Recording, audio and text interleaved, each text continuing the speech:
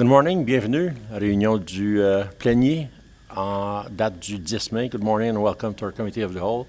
Dated May 10th, 2023. Ouverture de la réunion. On s'en va à l'item numéro 2, déclaration d'intérêt pécuniaire.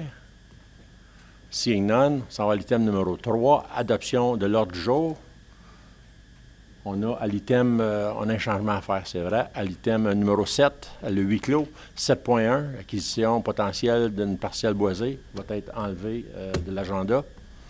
Donc, aucun huis clos. On proposeur appuyeur pour les changements et adoption de l'agenda, M. Lefebvre, appuyé de M. Zant. Tous en faveur? Ceux qui sont contre? Adopté. Pétition délégation, item number 4.1, Peter Eamon, Jim Pine, and Meredith Savoy Watson, Eastern Ontario Warden Caucus, plan régional de logement, le 7 and 7. Good morning, Mr. Eamon. Mr. Pine, welcome to the United Counties Prescott-Russell. Mr. Eamon is the chair of the Warden's Caucus, Eastern Ontario Warden Caucus, and also Warden of Renfrew County. Welcome. Good morning, and thank you for the invitation and opportunity to speak to you today, Warden.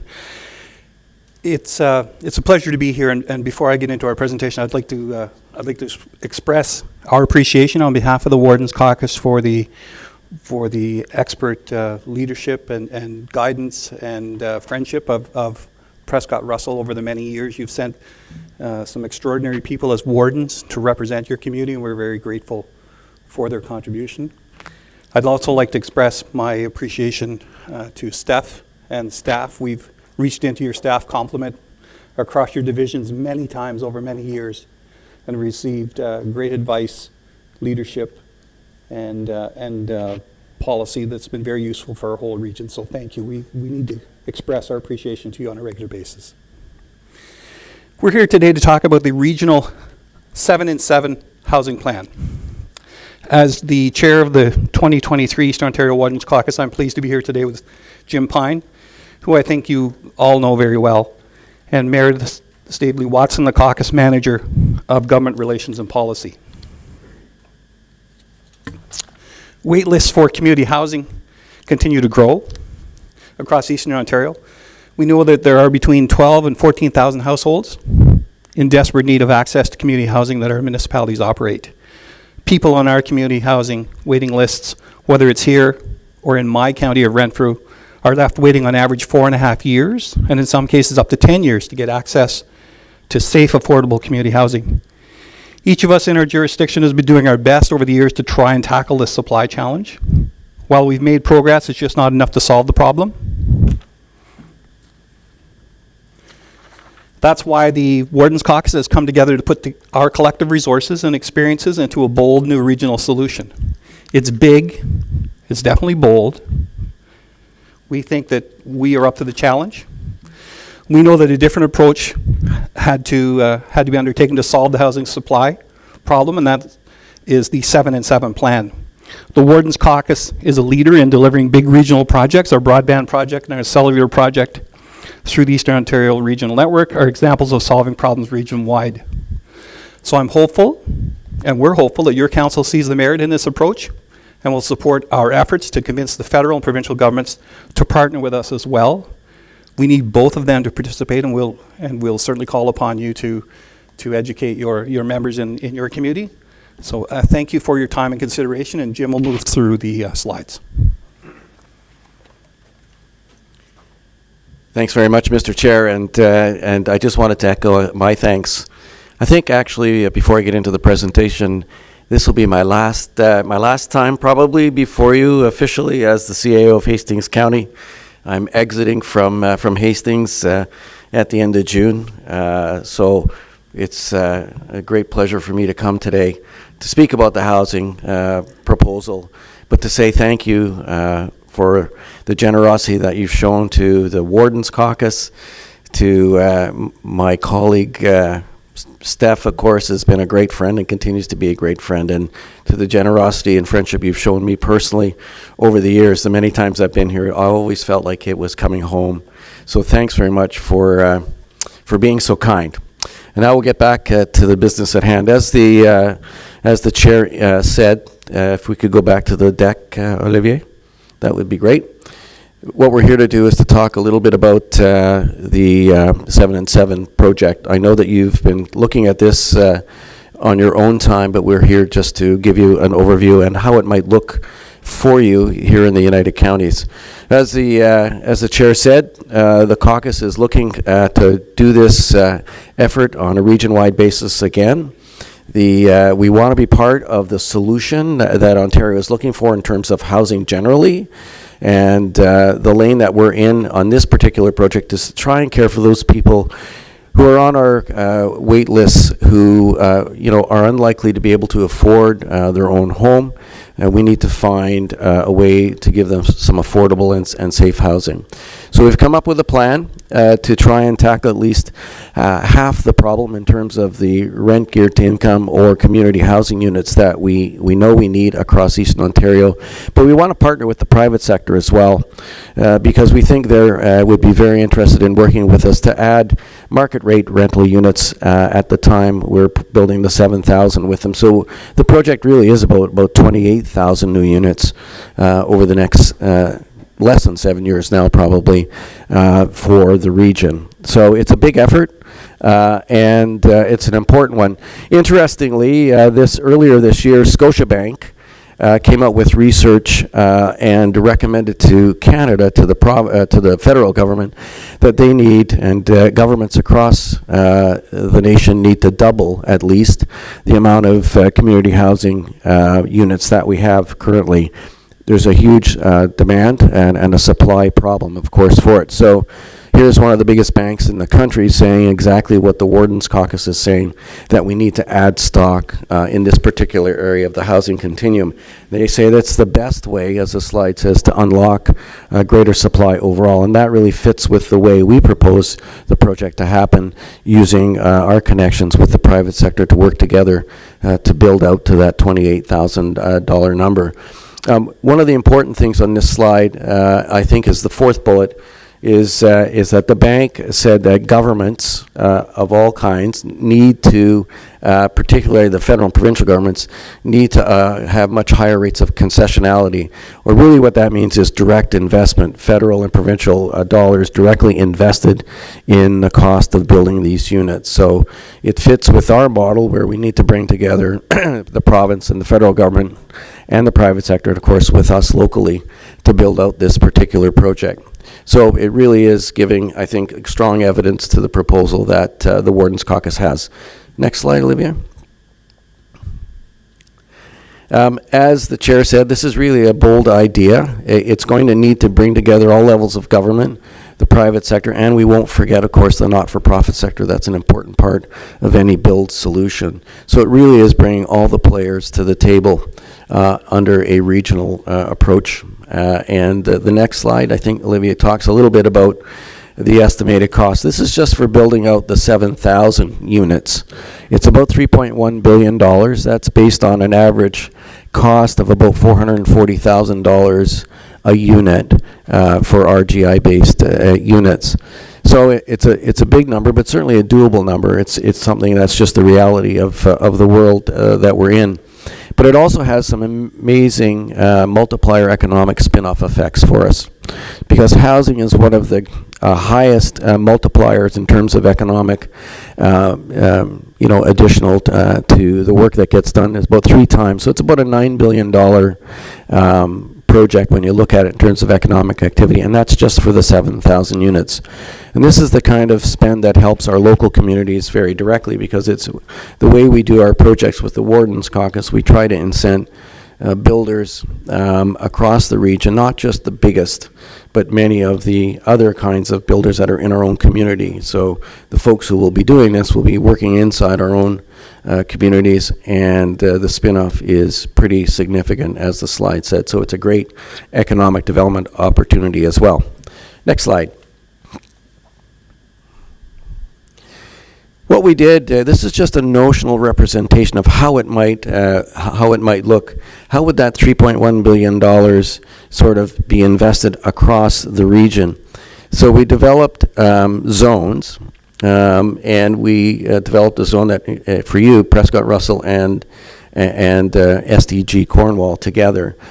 These are just notional things. We could change the different zones, but we think, based on our experience with our broadband work, that doing the build in zones allows us that ability to direct and to support local builders, as well as larger builders when it comes time for the actual construction. And we just notionally said, what would the investment look like across these zones based on the number of units? And I'll show you a slide in a minute, what it would look like. This number is based on the 7,000 units. So the way I calculate it, would be about a $305 million investment here in this zone if we were doing the work. And you can see how it would look across the region, again, based on the number of units. The next slide shows you what the number of units, the distribution of the 7,000 might look like. Again, this is based on your percentage share of the overall wait list for units. And that was done, the overall units were done back last year. And at that time, there were just under 14,000 households on the community wait lists across the region. So that distribution would look like about 688 units being built in this particular zone. So that's how the 7,000 would notionally be divided across the region. Next slide. Looking a little more specifically at your zone, and we can go to the next slide, Olivier.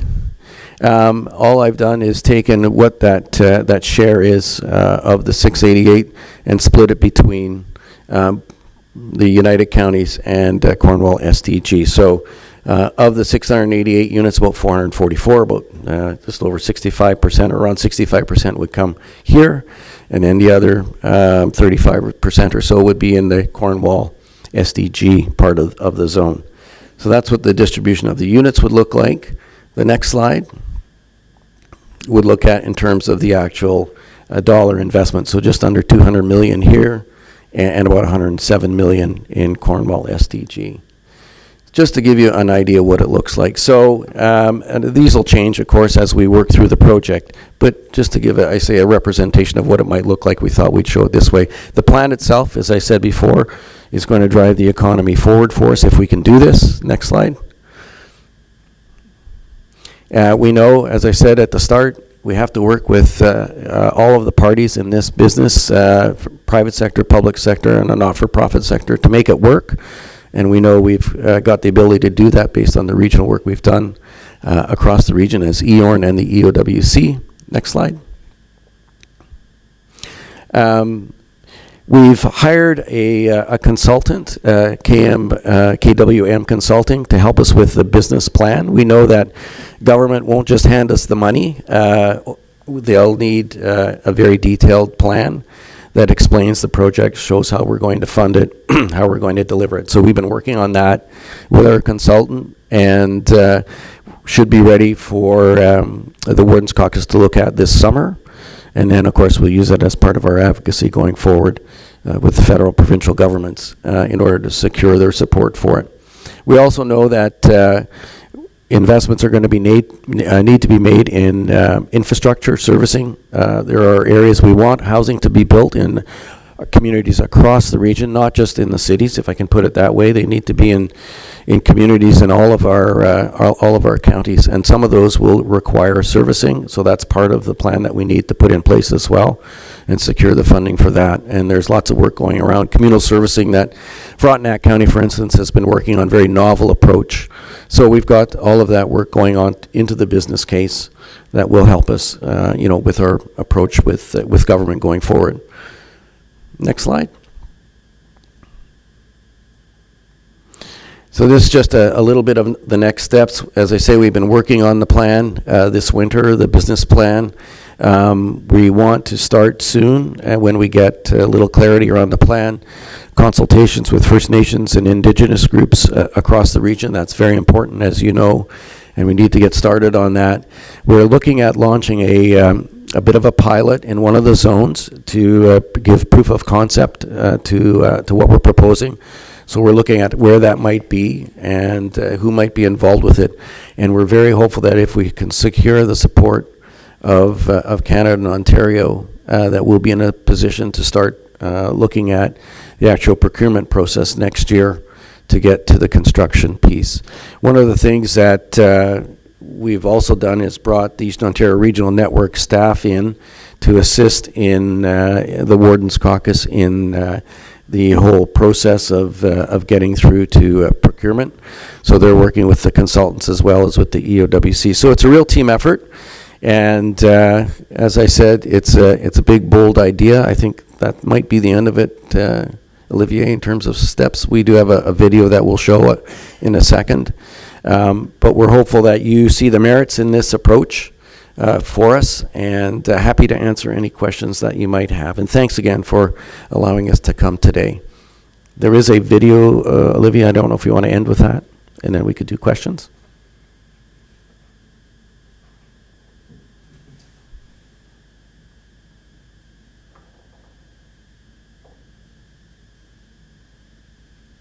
The East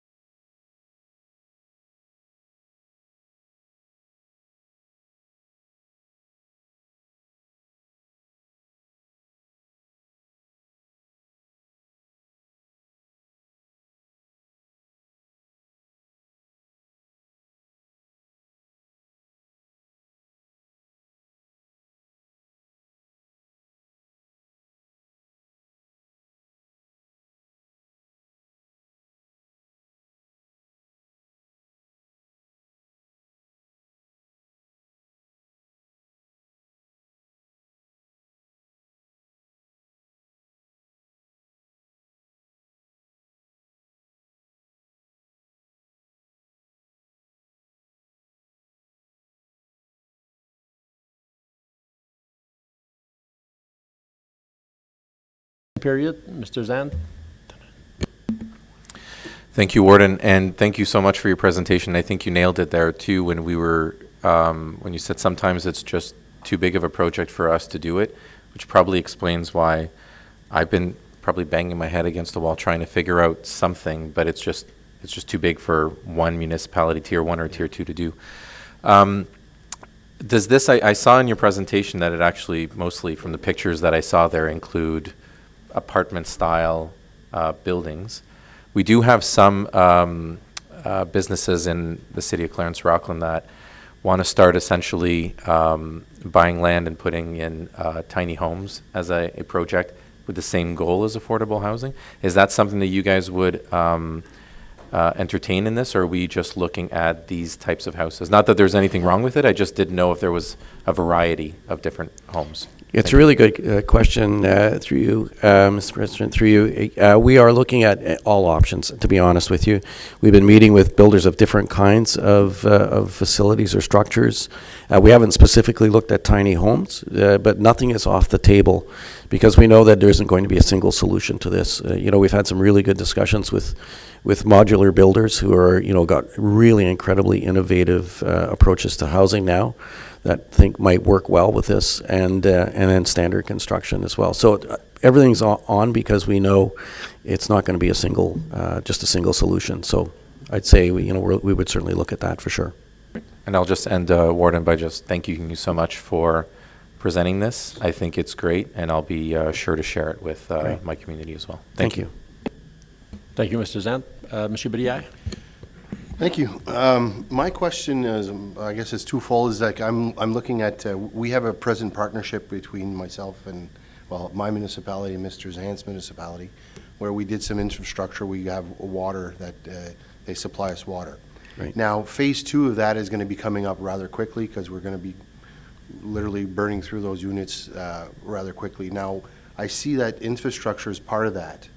Now, is that become a loan, or is that something that it's like a grant system where we could tap into this program, and they'll either like fund it to a certain percentage, or is it a loan system? Like, how does that work? Because phase 2 of this project is coming down the road rather quickly for us, and it becomes a regional project for us. And so I'm seeing this, and I'm saying, like, this is a wonderful program that can really help development in our area, because again, there's housing units that are coming. Yeah. And we're going to get through it too quickly, and in order to fund phase 2, we may need some help. So that's where I'm thinking this program may be good.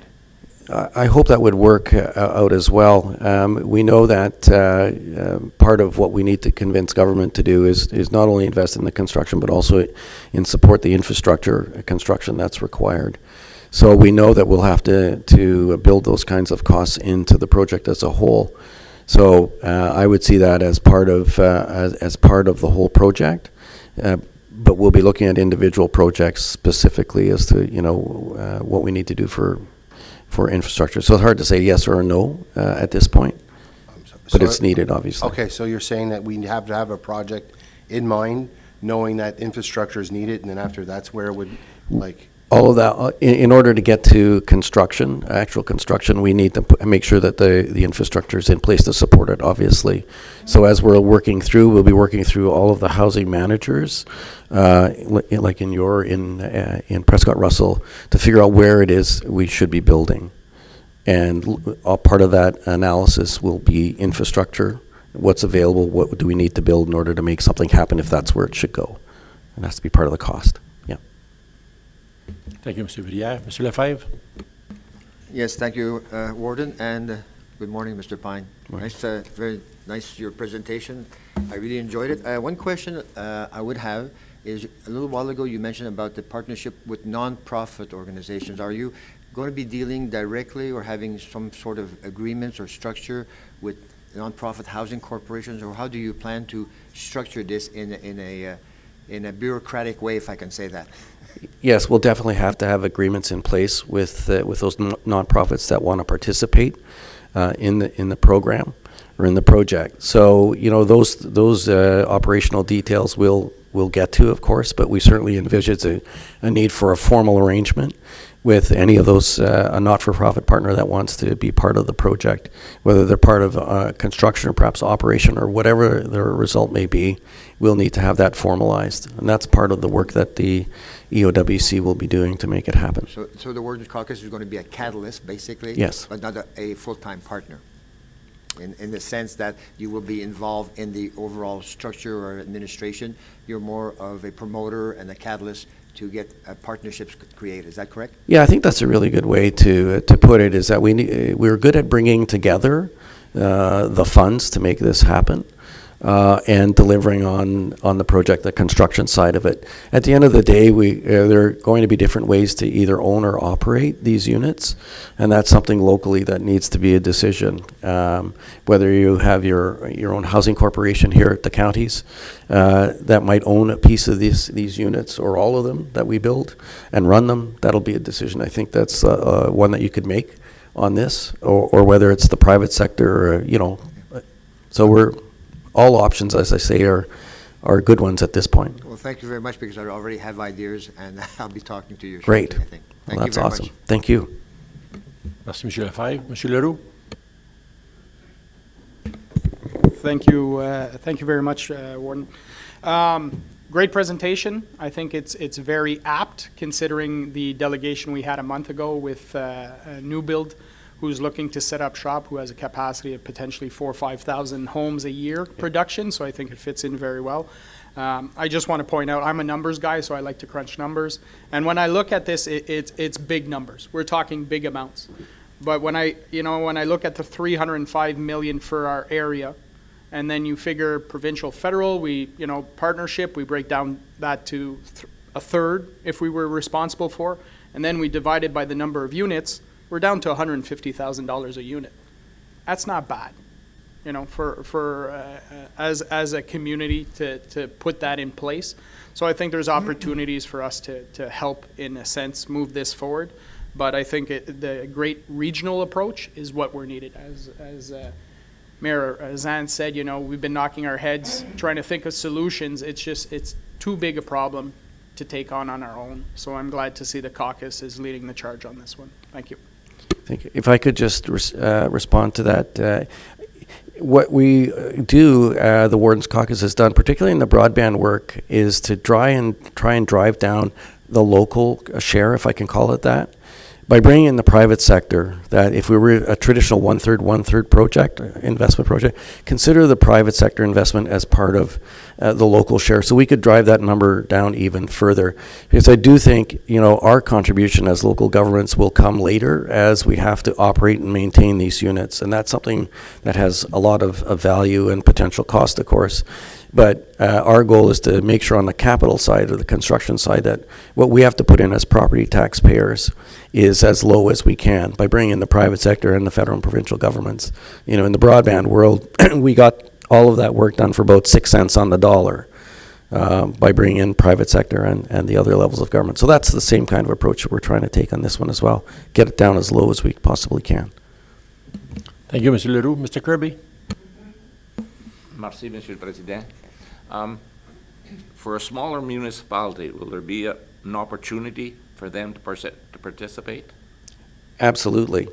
As we said before, one of the reasons that the Warden's Caucus has gotten into this is A, because of their leadership for it, but also because they want to be able to make sure as best they can that new housing is being built in communities right across the region, small and large. And so we can if we can help manage the procurement process, we can manage where it goes. So it could go into your community, it could go, Hawkesbury or wherever it is, but that's a discussion that we are able to have if we're managing the procurement process. So the answer is yes. Thank you, Mr. Kirby. Monsieur Parisien? Thank you, Mr. Warden. As a complement to Mayor Zant's question and for Council's information, when you develop such a bold idea, you also start to think about what steps you need to take and who's going to be coming to the table and build, and what are we going to be looking at in terms of types of units and numbers and whatnot. So in connection with the presentation we had from the new build promoter a few weeks ago, I decided to invite Mr. Pine, my colleague, to a presentation at Oakwood in Ottawa on April 27th. Monsieur Leroux was there as well. So we brought in Mr. Pine along with Jason St. Pierre from the Eastern Ontario Regional Network to have a quick look at what the proposal from New Build was. So they are, in fact, aware of what we're trying to accomplish here in Prescott-Russell, but it also opened up our eyes, Jim and I, to what modular housing can look like and what types of unit can be put on, and maybe we can build more units depending on if we drive down the cost of building a unit as such. So they are aware of the new build project. This council has asked also to bring that to the Eastern Ontario Warden's Caucus table for support. So I'm just, joining the dots, as we say, with these two, so that you are aware that the caucus will be fully apprised of the new build project, but also that ties into the 7 and 7, and we're trying to push forward. Merci, Monsieur Parisien. At the same time, there were supposed to be 3 members present, so we do have one via Teams. So Mrs. Stavely Watson would like to make a comment, please. Go ahead. Good morning, everyone, and my name's Meredith, and I'm the Manager of Government Relations and Policy for the EOWC. I'm sorry I couldn't be there in person today. I'm fighting a cold, so probably best that I'm virtual. I just wanted to add and compliment Chair Eamon and Jim Pine's presentation by also sharing the EOWC's current 2023 priorities. So next slide, Olivier. Our first one, which you've already heard about today, is attainable and affordable housing. And I just wanted to share a little bit of background on that. So the 7 and 7 kind of came about last June. We hosted a regional housing summit, and this included municipal staff from across the region from different departments. So we brought together different departments, different positions to share ideas issues and in order to build ideas and advocacy. And so this is where the 7 and 7 kind of initially came from. Second slide, please.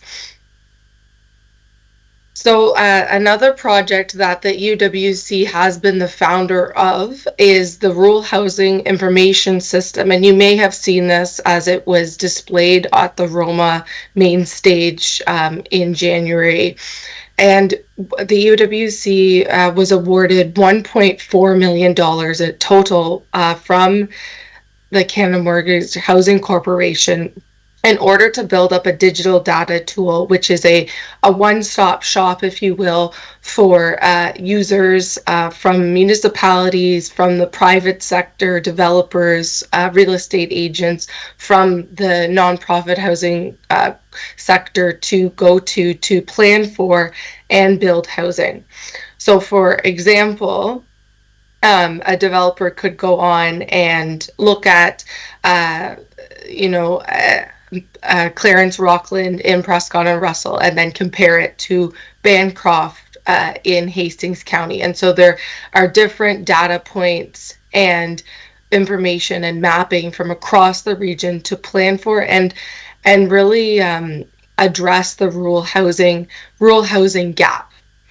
And so I wanted to share that, and it will be launching actually in June of this year. So we're really excited about that. Next slide. Oh, next, perfect. And yeah, so there's the timeline there. So next slide, please, Olivier. Perfect. And so you heard all about our 7 and 7 project, which is another pillar under our housing strategy. So next slide, please.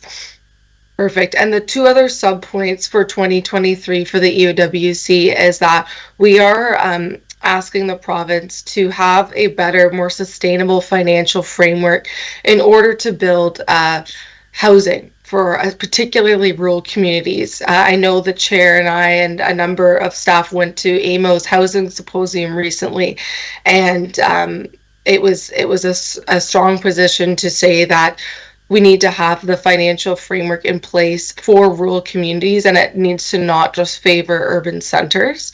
The second ask that we're bringing forward is that the definitions of both attainable and affordable housing need to be clearly defined for both levels of federal and provincial government so that it's clear for municipalities as well as other stakeholders. Next slide. So our second priority is paramedic services for 2023. And in fact, this May, the UWC will be launching a paramedic services report refresh. Back in 2020, we had done a survey from across the region of the paramedic services, different data points in the region to show kind of areas of improvement, call volumes, areas of need, etc.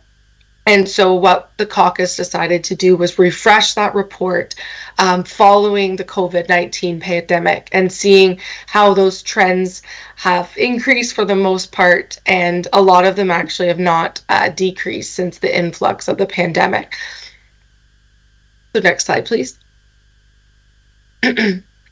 So under that report, and it will be distributed publicly through council, the UWC is advocating for permanent and sustainable and predictable funding to support the services as well as community paramedicine efforts. Under legislation, community paramedicine is primary care, so it should be 100% provincially funded. We're also looking to have dispatch system modernization, and that's to improve the prioritization of calls and the overall level of service. As well, we're losing a lot of time, resources, and essentially money across the region on offload delays at hospitals. So that is another area where we're looking to the province to work with and streamline. Next slide, please. So the third priority that the UWC is focused on for 2023 is long-term care. Next slide. And so under this priority, the UWC has been advocating for many years on safer pay and deserving a seat at the table, as we are, a main deliverer of care, and did fairly well throughout the pandemic in terms of our municipal long-term care homes. And so therefore the EOWC is advocating that the province have a human resources strategy around the staffing shortages across rural homes in Eastern Ontario and the province. Secondly, we're also calling strongly that the province eliminate for-profit staffing agencies. These are costing municipalities more money than is necessary for the same level of care, and we are losing staff across the region to these agencies. So asking on for the government to eliminate these in order for municipalities to have a staffing complement that is required, especially to deliver on the 4 hours of care model that we previously successfully advocated for.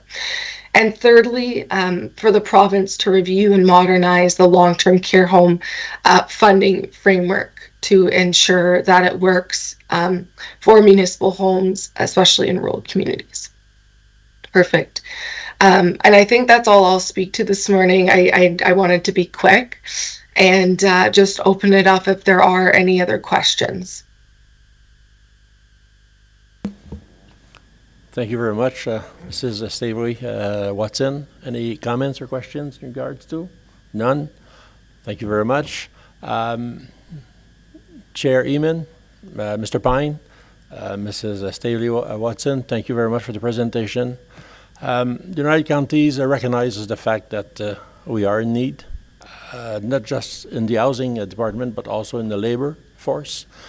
In order to achieve both, we have to be able to lodge these people in order to bring these workers in this area, and not just United Counties, but also all of Ontario. Teamwork is important, and the United Counties has supported last month a letter in regards to a resolution in regards to the 7-in-7 regional housing program. So thank you again for the presentation. And we will be in touch again, and I'm sure there will be a positive outlook in regards to what's coming ahead. Thank you so much. Thank you. Thank you. Monsieur Parisien. If you will let me, Mr. Chair, I just want to thank Meredith, Chair Iman, who's been chair now twice of the EOWC, but also my colleague Jim Pine, who will be, as he said, exiting. And it's came to the realization that we're all getting older and we need to think about the future. But Jim took me under his wing some 20-some-odd years ago when I first got onto the caucus, and I just want to recognize that he's been a tremendous friend to our municipality, to the caucus. He's been a staple throughout these years, a widely used commodity by everyone, whether it's the provincial government. Jim Pine is known throughout the province. And my only goal was to be the French version of Jim Pine, because you cannot replicate Jim Pine. So, thanks, Jim. Merci, Monsieur Parisien. Thank you so much. Have a nice day. Thank you. Moving on to item 4.2. John Oyles, navigation communautaire de l'Est de l'Ontario, 211. On a aussi présent avec nous Mme Shirley Racine, qui va faire la présentation de M. Oyles. Le podium est à vous, Mme Racine. Bienvenue. Good morning. Bonjour tout le monde.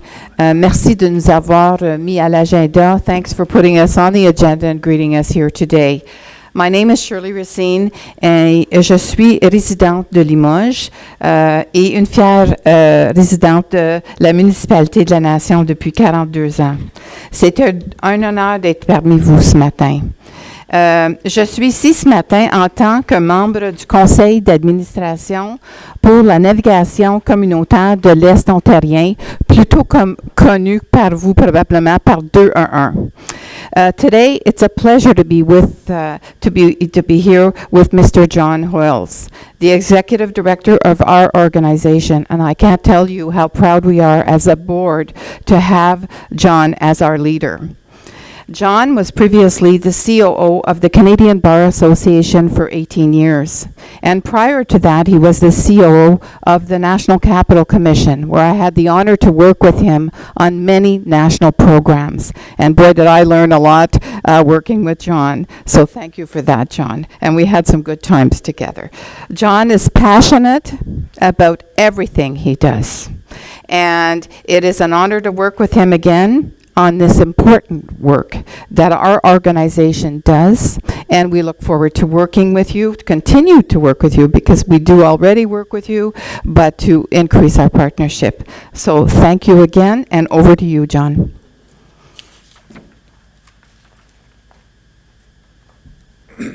Merci, Shirley. Premièrement, je suis très heureux d'être ici aujourd'hui. Je viens originellement de Val-d'Or, dans Abitibi. Mais mon français n'est pas 100%. Mais je veux dire que je suis très confortable ici parce que j'ai travaillé pour 13 ans à la région de Témiscamingue, côté ontarien, comme avocat. Puis j'ai travaillé pour beaucoup de municipalités, puis j'ai fait beaucoup de présentations au conseil comme aujourd'hui. Making lives better.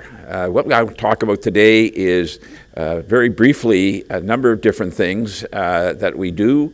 The most important thing is to talk about how we're helping people. And before I get into that, I just wanted to mention that we have quite a partnership already with many of you. One of the services that we provide through 211 is partnering in emergency response. So we have a number of agreements with the municipalities in Prescott-Russell and with the United Counties of Prescott-Russell that we can be called up in the middle of a disaster and asked to activate our assistance, and what we will do is the municipality can arrange to give us all the information, and then they can direct the citizens of the municipality to call 211 to get the information about the particular disaster. An example in Clarence-Rockland was in the 2019 floods. It was activated, and my colleague actually, Julie Lavergne, who lives in Clarence Creek, attended all the situation meetings during that flood. So we have agreements currently with the United Counties of Prescott-Russell, Clarence-Rockland, Alfred-Plantagenet, Champlain, Russell, and La Nation. So I just wanted you to be aware of that, because people change, but it's something that, and every time I make the presentation about that, the question I get from the municipality, what's it going to cost? We do it as a service that we provide. It costs you nothing. So I just wanted to share that bit of information at the beginning, and I'd like to go to the next slide now. So who we are, next slide please. As we say, every time I get out of bed in the morning is helping others is what we do. Our mission is very simple. We make lives better by connecting the community to the resources they need. So our vision is to be the primary provider of information dans l'Est ontarien pour accéder aux services sociaux et communautaires. Next slide, please. Now, what we do is we do a lot of different things. We do referrals, not only by people calling 211, but text, chat, and email. However, one thing is that we do this 365 days of the year, 24 hours a day. Puis c'est mon bureau qui donnait les services à toute la province en français. Toute mon équipe est parfaitement bilingue. Il faut qu'il est parfaitement bilingue parce qu'il prend toutes les langues tout le temps. And but the interesting thing, there's a few private sector offers of this kind of service, one you may have heard of called Help Seeker, but they don't have the capacity to take live calls. And you'd be surprised the number of chats and texts that end up in being a phone call, because in the text, oh, no, maybe we should talk, and so we go on the phone. So we do referrals. We do, the key to our whole operation is the data. So we have over 7,700 records of services available in Eastern Ontario, and that is what our community navigators use when they're looking to see where they can find help for people. And one of the interesting things, when I arrived in this job in October of 17, the organization must be accredited, and it's like the Accreditation Canada for hospitals or any kind of health services that are being accredited. This is for the information referral world, and it's very rigorous, and we must maintain our accreditation. We can be audited at any time, and one of the things that's a requirement of that is that database, 85% of those records be updated at least once annually. The reason is pretty simple. If we don't have that accurate data, when our community networks are looking to connect somebody and it's not correct, we send people in the wrong direction. So the other thing we're doing more and more now is because we have an up-to-date, accurate database, which we maintain, many not-for-profit organizations want to build their own database. But they realize once somebody said, well, call John. And I asked them the question, what's your plan to keep your database up to date? And they said, what do you mean? The reality is the day after you set up your database, something's out of date. So now we're building portals for Ontario health teams so that using our data, it's their website, but the data is our data. So they don't have to bother and worry about keeping that data up to date. The other thing we do is, it's very important for us, is to connect with the community.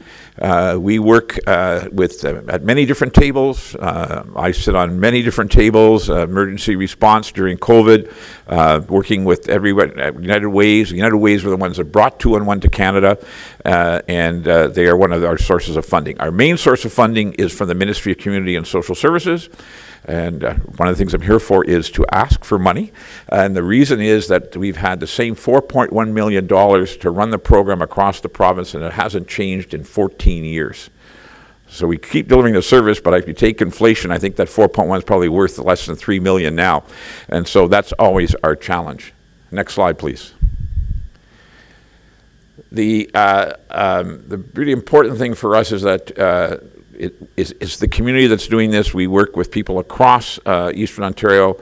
I work in very close contact with the United Ways, including here in Prescott-Russell. As a matter of fact, I was speaking to Audrey Lizotte yesterday about some program we want to do in delivering some workshops on fraud for senior citizens so they can avoid being defrauded. But it's all about mental and physical health, and one of the most interesting things we're working on now and how we are broadening our scope is we're working with a number of Ontario health teams, and the first pilot was about 3 years ago, where family health team doctors, and they're talking about the social determinants of health, are now doing social prescriptions. And those social prescriptions is where the doctor sees that can tell that the person's got a problem, whether it's food security, insecurity, financial insecurity. They will actually write out a prescription. They'll have the person consent. It's sent to us, and we then phone that person because they've consented. Because many people are too shy to take that step to get help. And so we're broadening that to where we not only going to be doing inbound calls, but outbound calls as well. Next slide, please. So, next slide. Thank you. So just a few stats. We took over 35,000 calls in Eastern Ontario and 2,000 chats and texts and over 140,000 active visits to our website. Next slide. So there's some stats locally, and you can see the contact reports in Prescott-Russell for 2022 was 658. You'll see that in the first quarter of this year it's 152. You see that is lower than last year. This is a trend across the province. We went up 150% during COVID. Now it's going down. But there's also an indication of another challenge we have, and that is awareness. Every time I make a presentation, I'll do it now, I would do it at the end, ask you all to tell everybody about 2-in-1, because there's never been any money to do an awareness education campaign. Got the money to keep the lights on and keep the phones on and that kind of thing, but never enough to let people know about it, because the sooner we get people connected to help, it's probably actually going to will save the system money. If somebody doesn't get in the downward spiral and you stop it, they're going to take less resources from the community. So those are the stats currently, and we have all kinds of data. We track everything. We track unmet needs. We share those unmet needs with a number of different organizations. We can share them with social services in any particular municipality to say, here's where the gap is. This is the places that we can't find help. I was going to comment earlier on the whole housing situation. That is the biggest challenge we have right now. Is more and more people. Two things: housing and mental health are the top two calls that we're getting currently. Next slide. I dealt with this already. This is just a slide about what we do in emergency response. I moved it up front to talk about the partnerships we already have with Prescott-Russell and the municipalities in Prescott-Russell. Next slide. How you can help. Next slide, Olivier, s'il vous plaît. So we have challenges because I said our funding has been flat. We have challenges in retaining staff because we cannot provide a bilingual bonus because we don't have the money to do so. And it threatens, I would say, our long-term viability. Our short-term viability is fine, but we simply need to get more finances. I can tell you you're not the only group that's going to get this presentation across Eastern Ontario. It will be done across the United Counties. As a matter of fact, I was in Hastings, not about making a presentation, but making a presentation to a seniors group in Madoc a few months ago. And so this is, we're not expecting Prescott-Russell to be the only one that considers making a contribution. Next slide. So we are, as we indicate here, we are in a position to be of assistance. I'm really having trouble reading the slide from that distance, so pardon me. That we are offering the fact that we can, across all the municipalities, have information and QR codes in places so people can contact us. We have a community bulletin that goes out to over 3,000 organizations where there would be recognition. And our request is for $10,800. And why that number? The 2016 census in Prescott-Russell showed there was about 89,300 people. I know it's more than that now. But the rule of thumb in funding for 211 has usually been 12 cents per person in a particular municipality. So I rounded it up to 90,000, did 12 cents by 90,000. That comes out to $10,800. So you wonder why it's that that particular figure. Next slide. So the advantages for you is the opportunity to offer more services or get people connected to more services to especially vulnerable people. And it's very interesting when I talk about vulnerable people. I've learned in the last almost 6 years that crosses the whole economic horizon. I had a call recently from an elderly woman who lived in a condo and in a very expensive building, and her husband had passed away. She knew nobody. They had they didn't have a broad network of any kind, and she was lonely. So we then connect her up to, there's an organization called the Friendly Voice, who will then call that person and get them drawn into the community. The other story that I think we'd all understand, and I was actually involved in this call and was in this area actually, a gentleman called and I could hear him talking to one of our navigators, and she finally came to my office and said, he wants to know about the governance structure of our organizations, which I don't expect our community navigators to know that, so I took the call. And the gentleman, we chatted and for a second, and he said, I'm over 65. And I kind of chuckled. I said, so am I. And that sort of broke the ice. And he pointed out that he's living in a little house in a rural part of this area.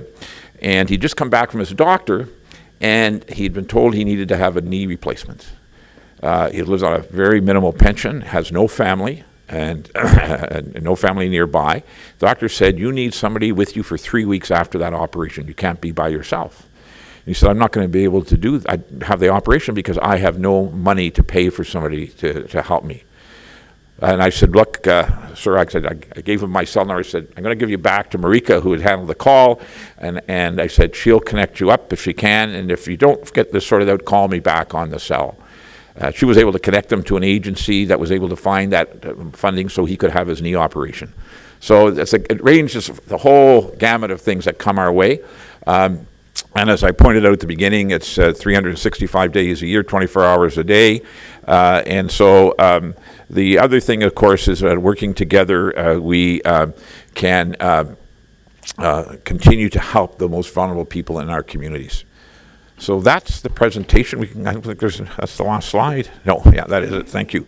Merci pour votre temps. Je suis prêt à répondre à des questions. Merci pour la présentation. Je peux vous dire qu'il va y en avoir une tonne de questions. Donc, on commence avec M. Laviolette. Merci, M. le Président. Félicitations pour la présentation. Je pense que c'est un besoin. Mais la question que je me pose, naturellement, les gens, ils vont, s'ils sont en détresse, s'ils ont des besoins, ils vont signaler 911. Pouvez-vous me dire la différence, puis comment expliquer aux gens, puis comment les informer que le 211 peut devenir une nécessité ou un besoin à ce moment-là? Fait que c'est ça qui est ma question, 911 ou 211.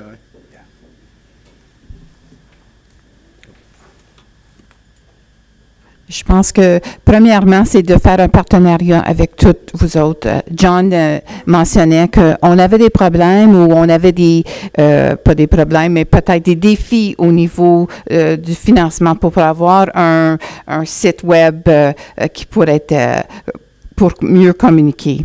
Alors, on voudrait travailler avec vous, chacun des municipalités, pour mettre l'information sur vos sites et vraiment pouvoir communiquer davantage la différence entre 911 puis 211 et peut-être que je parle, il y a peut-être un lien à faire avec 911 pour aussi les informer que le 211 existe et pour les rediriger quand c'est pas une urgence comme le 211.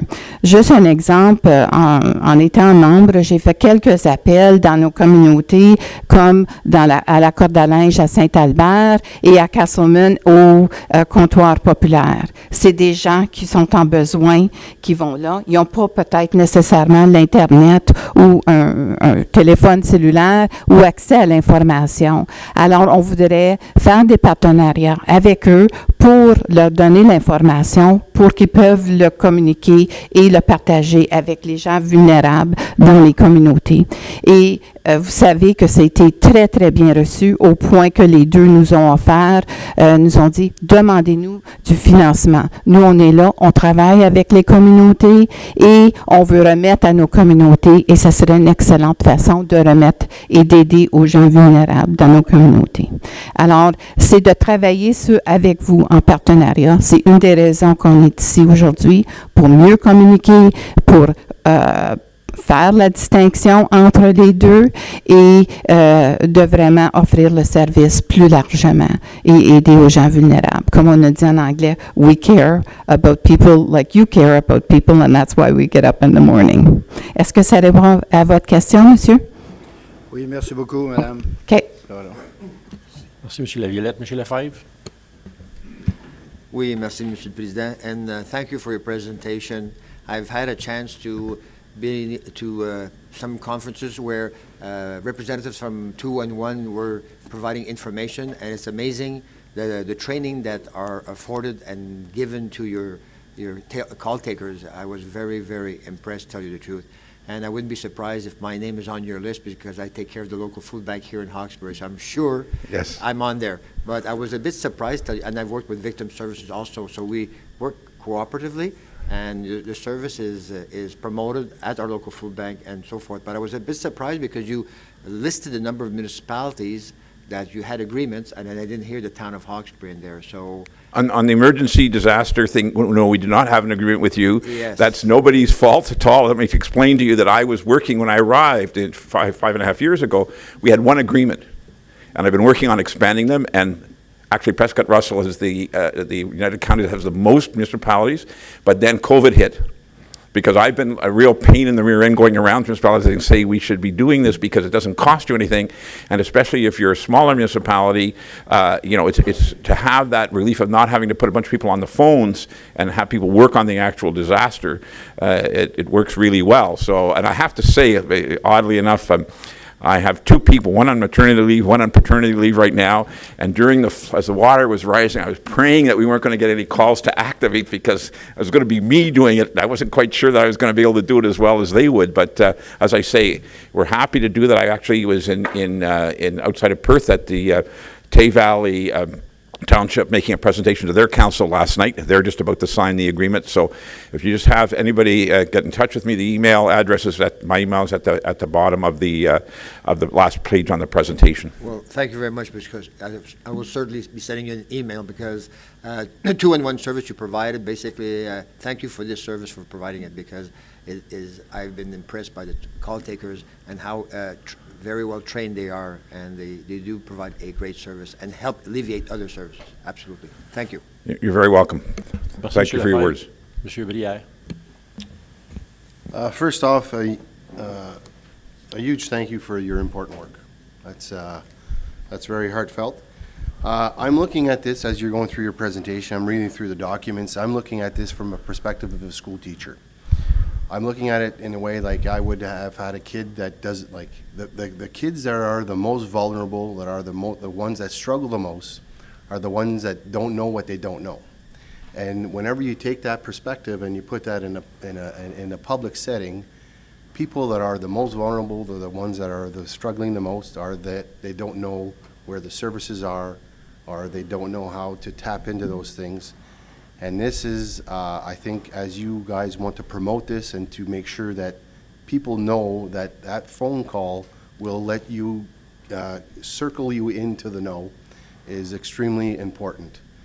And for me, when I see, like, again, I'm a little bit of a numbers guy like Mr. LaRue. $10,000 is a fairly small ask from our perspective to help people put people in a know. And if it helps 10 people, or if it helps 100 people, or it's a wonderful service to know that that's available. So again, I want to thank you for your important work, because I guarantee you it's very impactful. I have a mother who's 74, and she struggles with that kind of stuff. I've got a sore arm, or I got this, I need a ride. What do I do?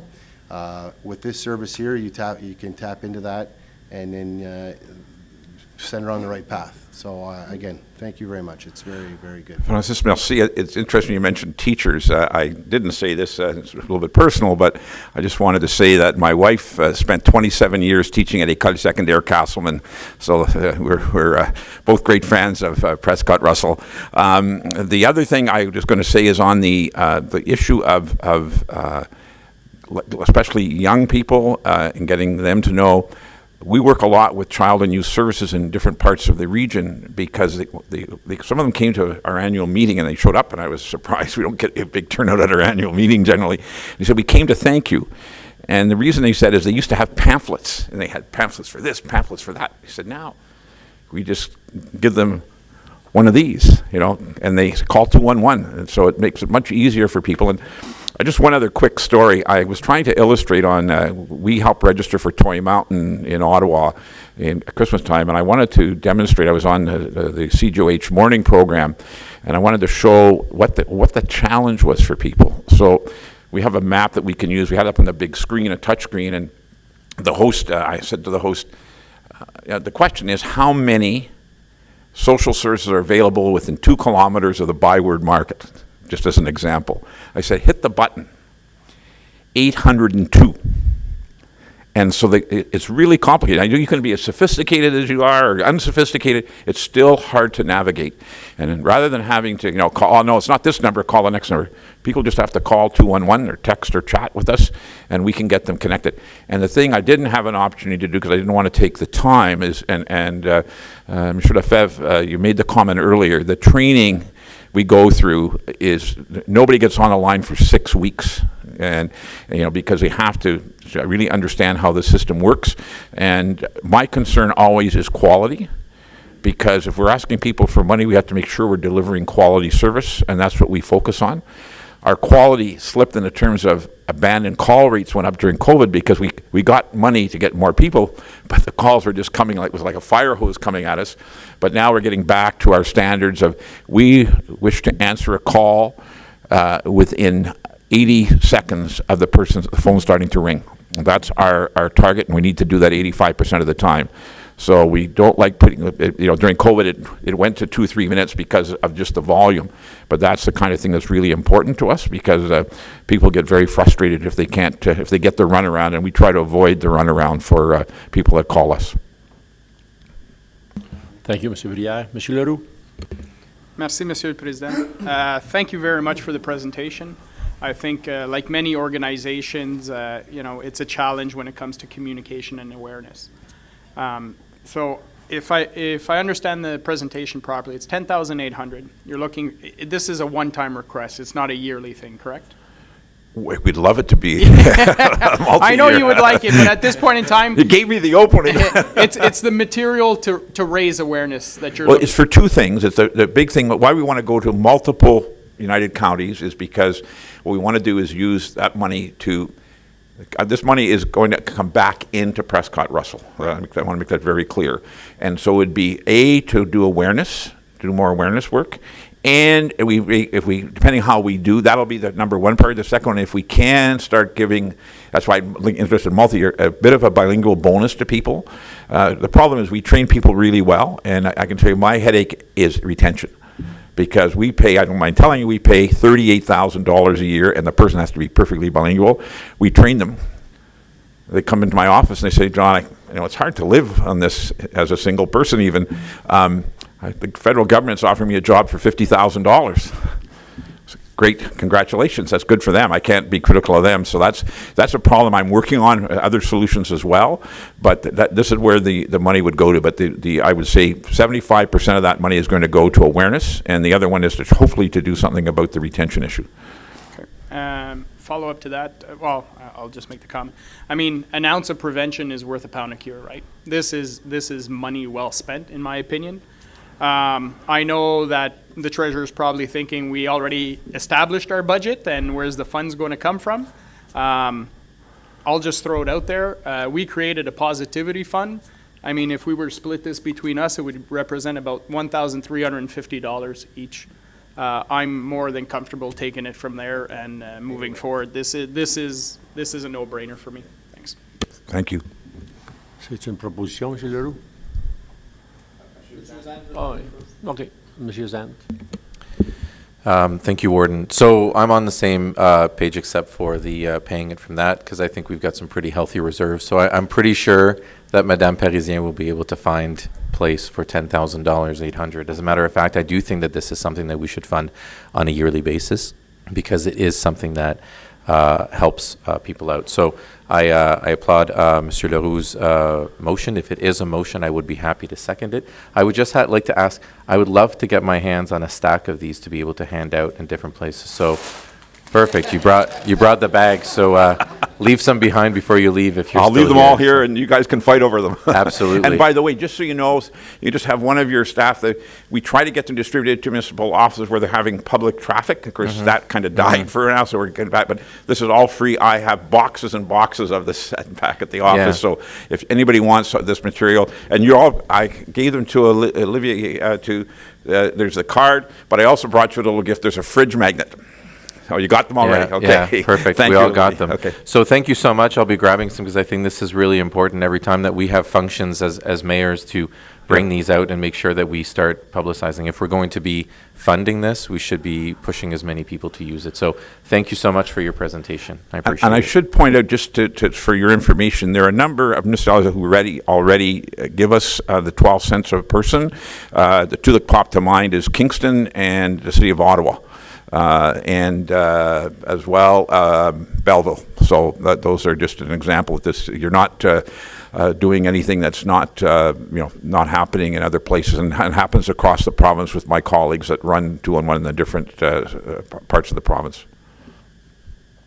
Thank you, M. Zant. Puis même si on a une résolution sur la table, puis un appuyeur, on peut passer aux périodes de questions quand même. Donc, ça n'aura pas changé votre situation pour la question. Ben, c'est parce qu'ils m'ont pointé qu'il fallait que je te le demande absolument. Fait que c'est pas vraiment le cas, mais c'est correct. Any other comments, questions? Monsieur Oils, je pense que c'est important, l'ouvrage que vous faites. On vous remercie, même Mme Racine qui est ici présente. Les gens sont vulnérables, les gens ont besoin d'appeler, les gens ont besoin de communiquer. Très important. Je demanderai au Conseil de supporter le 10 800.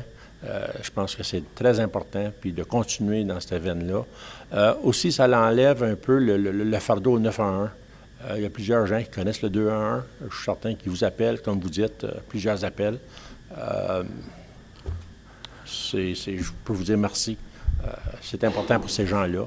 On n'est pas toujours là, mais vous l'êtes, 24 heures sur 24, 7 jours par semaine. Ça fait que merci beaucoup. Mais je vais dire deux choses finalement, si c'est possible, M. Riopel. I want to thank Shirley. Je vais vraiment say Shirley. Shirley is a force of nature. And it's really her idea that we start this program. And I just want to thank her. She could be doing many other things that she gives time to our board, which is most appreciated.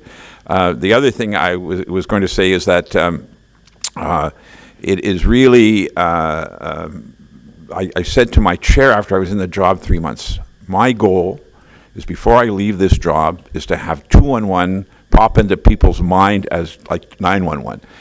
My chair is a realist, and she said to me at the time, she said, John, you're going to be here for a long time. But the point is, the way to do it is you build it one brick at a time. Je veux remercier le membre du conseil, merci mille fois. I haven't been often to council meetings when I was practicing law and sitting in on council meetings where you got the answer right at the meeting. So I am very impressed. And again, thank you very much for giving us the time today and for the support. And as I say, please contact me anytime. And I'm always looking for constructive feedback. If you hear stories that aren't good ones, those are the ones I want to know about because that's how we get ourselves to be better. Merci beaucoup. Bonne journée. Merci beaucoup. Proposeur appuyeur, puis je demanderais que ce soit annuellement. Good? Donc, Mme Cadieux va préparer une résolution. Donc, proposeur, M. Leroux, appuyé de M. Zant, que le 10 800 soit octroyé et que ça soit fait annuellement. All in favor? Ça va être une résolution qui va revenir au mois de mai pour la réunion du Conseil. À la fin du mois. Pardon? L'administration veut-tu dire quelque chose? All good? C'est bon, Mme Cadieux? Good. Merci beaucoup. Bonne journée, Mme Racine, puis M. Oils. Passez une belle journée. On s'en va à l'item numéro 6. Avant d'aller à l'item numéro 6, on va prendre 2 minutes de break. Merci beaucoup.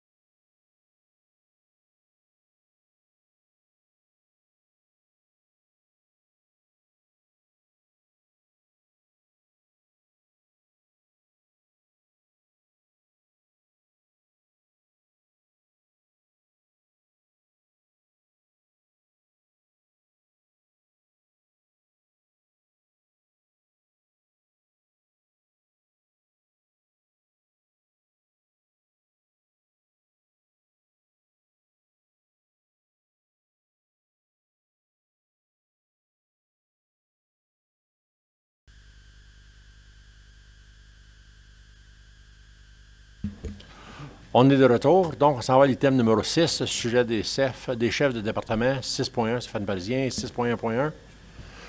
Prescott-Russell Area Partnership, l'analyse financière, M. Parisien. Merci, Monsieur le Président, membre du Conseil. Donc, ceci fait suite à la discussion qu'on a eue la dernière fois sur le programme PRAP et la demande de M. Leroux. Et donc, depuis ce temps-là, Mme Parisien s'est affairée à trouver des solutions. Donc, dans une première étape, elle va présenter ce matin le rapport qui avait été présenté l'an dernier avec l'ancien conseil pour le dossier en question, puis elle va vous présenter la suite des choses. Le sujet est en dessous de l'administration parce qu'on en a parlé, puis j'ai amené ce sujet-là, mais en fait, c'est elle qui va présenter ce matin. Donc, Mme Parisien. Bon matin tout le monde. Merci, Monsieur le Président, membre du Conseil. Le rapport que vous avez, c'est un rapport qui a déjà été présenté, donc qui est là en guise de rafraîchissement de mémoire pour ceux qui l'ont adopté à ce moment-là et pour informer les nouveaux membres du Conseil. C'était essentiellement un rapport qui venait étayer les prémices de base pour établir une politique qui viendrait supporter ou cadrer le processus de partenariat entre les comtés unis et les municipalités locales.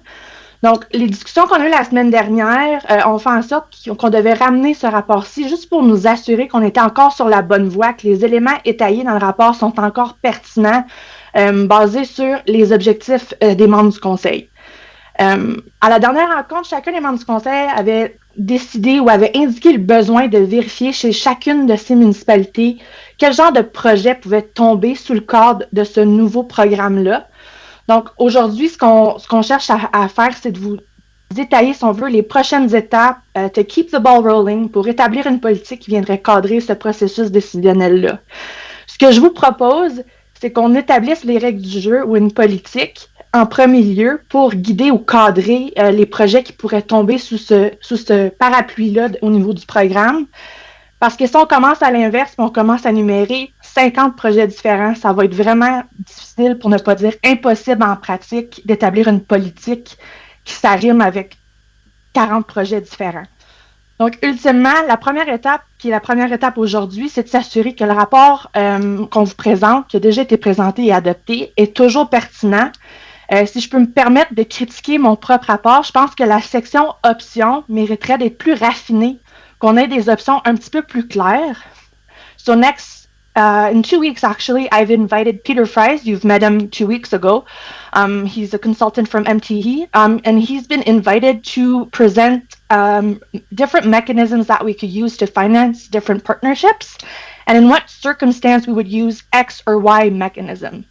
Donc, une fois que vous allez adopter le cadre conceptuel aujourd'hui, donc vous allez déterminer qu'il est pertinent et que vous allez déterminer que les mécanismes qu'on vous propose dans 2 semaines font du sens également, on va être en mesure d'établir une politique beaucoup plus claire qui va vous permettre de cadrer les discussions futures en lien avec les partenariats entre les comtés unis et les municipalités locales.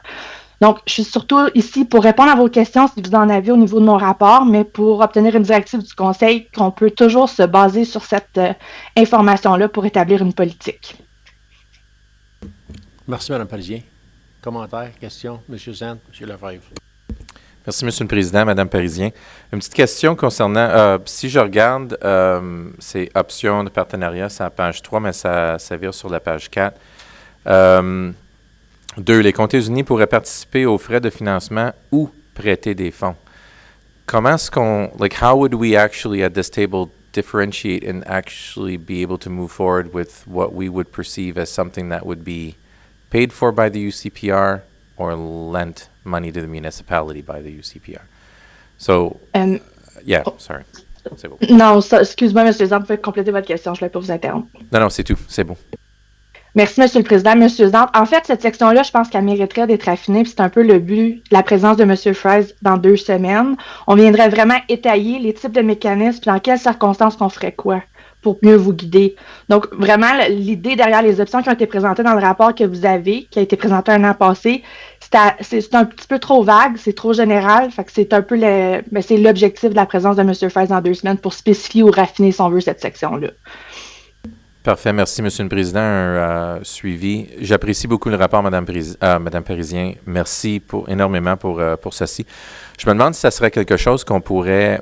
je sais qu'il y a des réunions entre les directeurs généraux, puis pas pour mettre ça sur vous, mais vous avez l'expertise dans chacun de nos municipalités avec Monsieur Parisien, d'avoir peut-être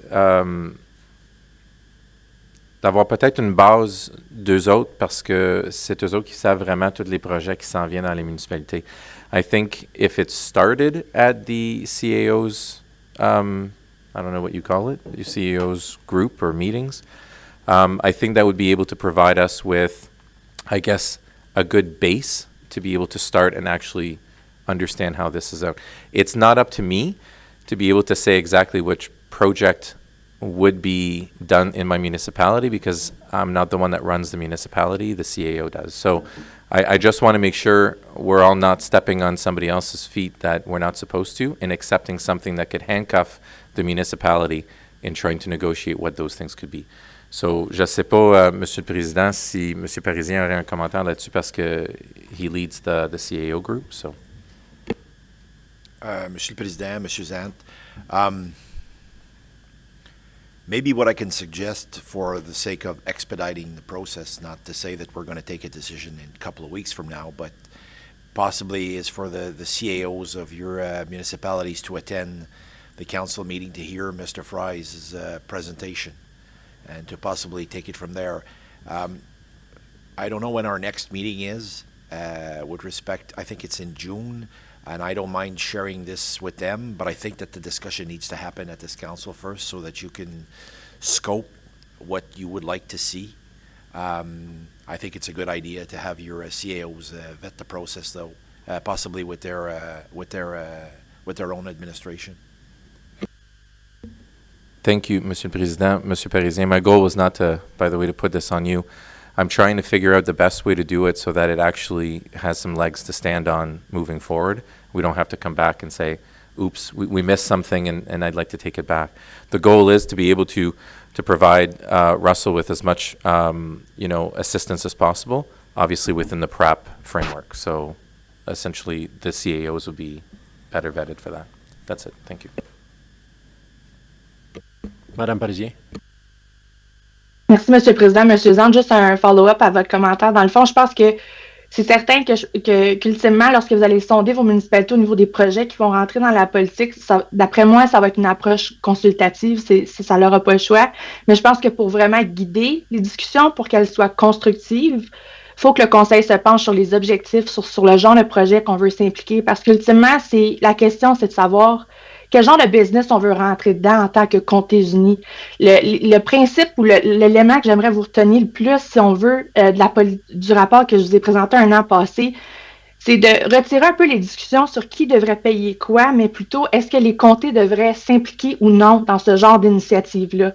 Donc, une fois que ça va être déterminé par le Conseil, ça devrait en quelque sorte aligner vos discussions, puis faciliter le discernement des projets qui tomberaient sous cette politique-là. Puis sachez qu'une politique, une fois qu'elle est adoptée, peut toujours être révisée aussi. C'est un nouveau projet, c'est vraiment gros, donc ça peut toujours être revisité au besoin dans le futur. Merci, Mme Parisien. Tout est beau? Monsieur Lefebvre? Merci, M. Réopel, et bonjour, Mme Parisien, et merci pour ce rapport ici. Ma question a plus ou moins été répondue suite à la question de M. Zan, mais je regarde aussi les options, puis l'option numéro 4 devient quand même assez complexe. Je présume quand on parle des coefficients et tout, je sais que M. Fries va être présent, alors il va être capable sûrement d'adresser cette question-là, mais vous avez quand même adressé un très bon point. Qu'est-ce qui qualifie comme projet et qu'est-ce que les conseillers des comtés unis veulent faire versus peut-être. Et la question que M. Zant ou le commentaire d'adresser ça au niveau des directeurs généraux, je pense qu'il pourrait y avoir une très bonne discussion à qu'est-ce qui pourrait qualifier ou non et qu'est-ce qui nous y touche, au lieu d'avoir cette discussion-là au préalable à la table du Conseil ici. Merci, M. Réouquat. Merci, M. Lefebvre. M. Leroux. Merci, Monsieur le Président. My mind's going in 10 different directions. So, merci, Monsieur Parisien, Madame Parisien, pour amener le rapport. de mon côté, oui, je pense que les comtés devraient être impliqués d'une façon ou d'une autre. Définitivement. Je pense qu'il faut qu'on spécifie que, parce que quand je regardais les paramètres, les framework parameters, une chose que j'ai, maybe I missed it, but je veux spécifier, c'est pour commercial industriel. C'est pas pour des projets résidentiels qu'on regarde à faire ça. This is to stimulate commercial industrial growth because that's where we get the best bang for our buck. That being said, if you have a project that's for residential that's also helping a commercial area, then you can just prorate it and look at a percentage of that project. Mais je pense que définitivement, c'est quelque chose que j'aimerais qu'on supporte. Puis, dans ma tête, j'ai bien de la lecture les dernières semaines. Je pense que les outils existent déjà. Je regarde à travers du Planning Act, le CIP, Community Improvement Plan, which basically says municipalities and upper tier levels can lend and grant money to each other. It could go one way or it could go the other. So there's that framework that's available. Je ne sais pas si les autres municipalités ont des CIP. Nous autres, je sais qu'on a 2 CIP areas, one being our industrial park that's been for a few years now. And it's very beneficial. It's a whole process. You have to go through a study. You have to determine an area. But each municipality could go that way. Determine, for example, Nation Township could determine your 200 acres as a CIP. Hawkesbury and Champlain could determine one area along the 17. So I think there's opportunities there. And when I did a lot of number crunching based on sur les tableaux that you provided, Madame Parisien, the 7-year cumulative growth was 24 million for that 7-year period, and only $1 million of that was for Russell Township for industrial commercial growth. So, and overall for the counties it was 1.7 million. So even if we put something in place, 1.7 million over 24 million over a 7-year period is not a huge hit to the counties, right? So I think it's definitely something we can work on and put something in place that would help the municipalities move some projects and streamline some projects for it. So merci beaucoup pour l'ouvrage que vous avez fait sur ce dossier-là. Madame Parisien.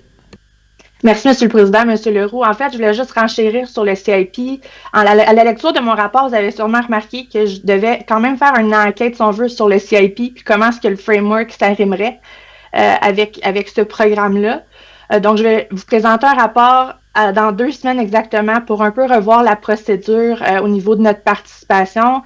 Notre plan officiel permet la participation des comtés unis dans ces programmes-là, mais la procédure en place mériterait d'être révisée. Je vous recommande une approche alternative et c'est sur l'agenda dans 2 semaines. Merci, Mme Parisien. Tout est beau? All good? Autre question? Madame Parisien, avez-vous besoin d'une directive aujourd'hui ou... Oui, oui, M. le Président, parce que pour moi, c'est pas clair. Puis, je veux juste... ce qu'elle propose, c'est que M. Fries vienne dans 2 semaines. Il ne faut pas oublier non plus que Mme Parisien va quitter son poste très bientôt. Moi, je ne serais pas capable de piloter ça seul, ce dossier-là, parce que c'est pas mon expertise. Puis, je ne suis pas convaincu que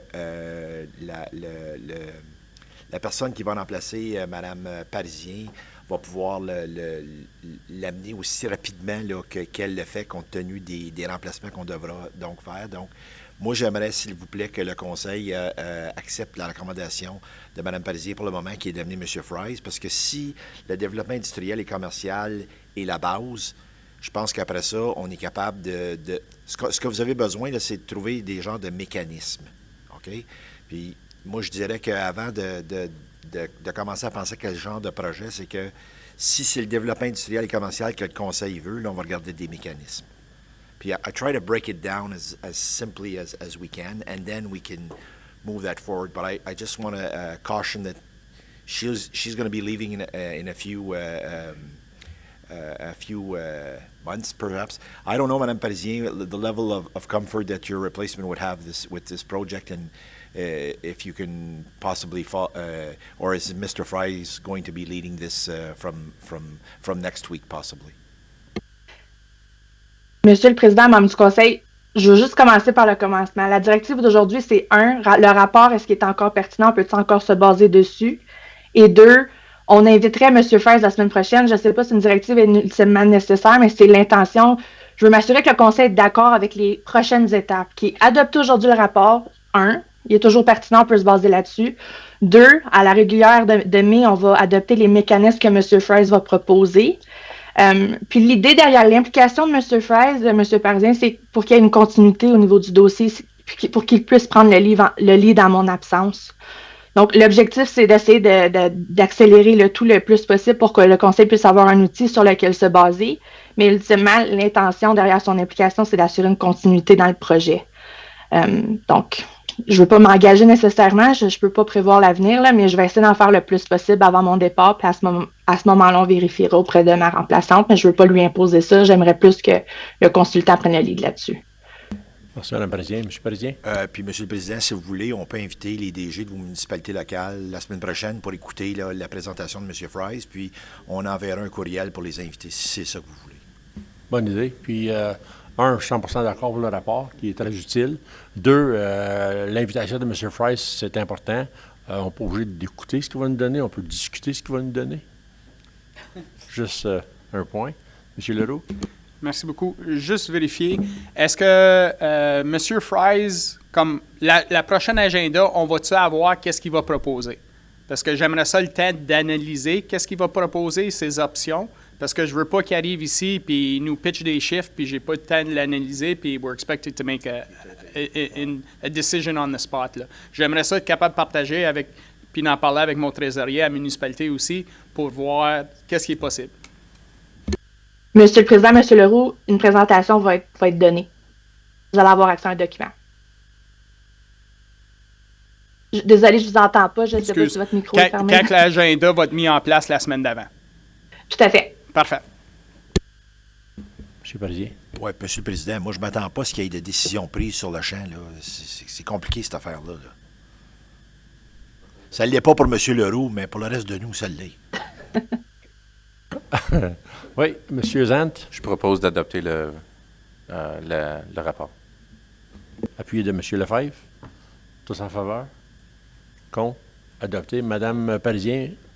Merci, M. le Président. Je vais juste apporter le commentaire de M. Leroux qui voulait spécifier les propriétés commerciales et industrielles. Est-ce qu'on voulait apporter cet amendement-là à la recommandation ou on le laisse général pour l'instant? Elle n'est pas dans le rapport pour que ce soit juste commercial et résidentiel? Je l'avais intentionnellement laissé très vague là, pour essayer d'inclure le plus d'options possible, mais si on veut vraiment préciser ces secteurs-là, on pourrait amender la recommandation. Ça serait peut-être. C'est pour le développement économique, alors je suis d'accord. Donc, oui, on va proposer ça. Commercial industriel. Oui. Donc, M. Leroux, appuyé de M. Zant. On a deux résolutions. Un, qu'on accepte le rapport. 2, la deuxième résolution, c'est juste pour limiter au commercial et résidentiel. Commercial et industriel. C'était M. Zant et M. Leroux, M. Zant. Tous en faveur de la deuxième résolution. Ceux qui sont contre, adoptés. C'était beau? Merci, Mme Parisien. Merci, M. Parisien. On s'en va à l'item numéro 6.1.2. La fréquence des réunions du Conseil. M. Parisien. Oui, merci, M. le Président. C'est un sujet qui a été discuté, préalablement. Donc, il y a certains membres du Conseil qui souhaiteraient qu'on puisse avancer, si vous voulez, la réduction du nombre de réunions qu'il y a par mois. Donc, ça devient le sujet du Conseil. Je le rapporte pour que vous puissiez avoir cette discussion-là, à savoir si vous voulez diminuer la fréquence, est-ce que vous voulez éliminer le comité plénier, avoir seulement qu'une rencontre par mois. Donc, et quand voulez-vous commencer ça? Ça devient donc votre discussion. M. Zant, M. Leroux. Merci, M. le Président, M. Parisien. Suite à la proposition de M. Leroux qui avait déjà demandé à ce point-là, je pense que c'est vrai qu'on a besoin d'un peu plus de directives. Pour vous répondre à vos questions, nous, il y a certaines municipalités ici qui n'ont pas de comité plénier. Il y en a qui n'ont. Nous, on a mis notre comité plénier dans la réunion régulière. Ça va très bien. Une réunion par mois. Pour répondre à votre question, j'aimerais que ça commence le plus vite possible. Je pense que il n'y a aucune raison pourquoi qu'on pourrait attendre, mais peut-être qu'il y a d'autres personnes qui auraient des commentaires, mais c'est vraiment à ce point-là. On peut choisir d'éliminer le comité plénier. Il va falloir que tu vas porter votre toge à toutes les réunions, M. Riopen, si ça ne vous dérange pas. Mais, mais c'est ça qu'on veut. I'm good. OK. M. Leroux? Merci, Monsieur le Président. Ma proposition, c'est que on garde 2 meetings, mais c'est 2 meetings réguliers, que la première soit en personne, puis la deuxième virtuelle, si nécessaire. So that way we always, we know, I would hope the administration put everything they need to put in that month on the first meeting, but in case something would come up and we needed a second meeting, we could do that virtually. So, je pense pas qu'il y a rien de majeur à ce point-ci, mais on le sait jamais. Mais ça nous donnerait l'option de juste dire s'il y a quelque chose qui est nécessaire. Tu sais, we deal with that one subject. It's a 5, 10 minute, 15-minute council meeting virtually, and we're done. OK. Ouvert la discussion. M. Parisien? Monsieur le Président, question pour M. Leroux. Qui fait la décision qu'il n'y en a plus de réunions? Parce qu'habituellement, si les réunions sont déjà ciblées par le règlement de procédure, c'est le président qui décide qu'il n'y a pas de réunion. Donc, je sais qu'on peut le faire de concert entre nous, là, mais c'est quoi là, l'échéancier pour dire qu'il n'y en a pas de réunion? C'est-tu comme 2 jours avant? Comment ça fonctionne?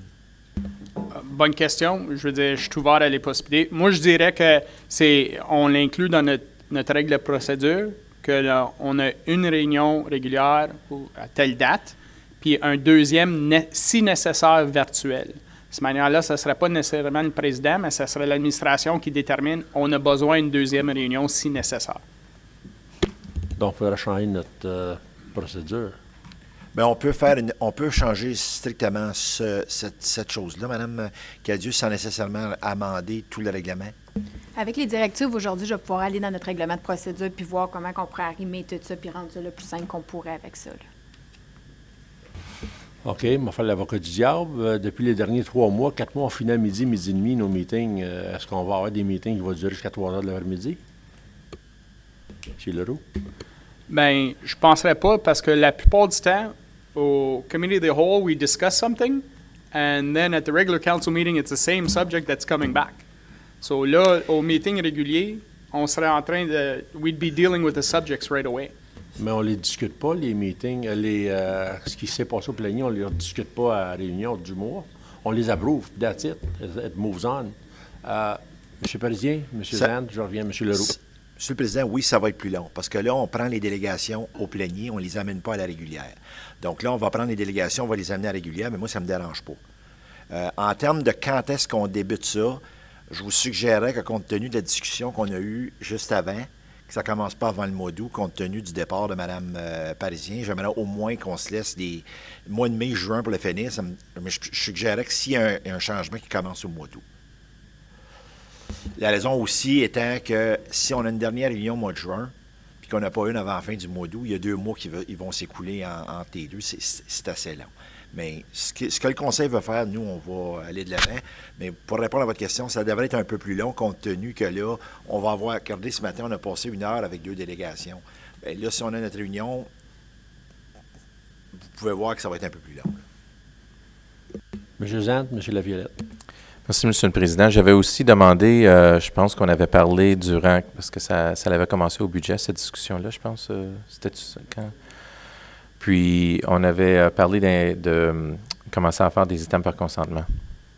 Puis, ceci, chez nous, fait en sorte que nous autres, on a une réunion, on a du travail à faire, puis nos réunions durent alentour 2 heures, 2 heures et demie, 3 heures, là, pas plus que ça.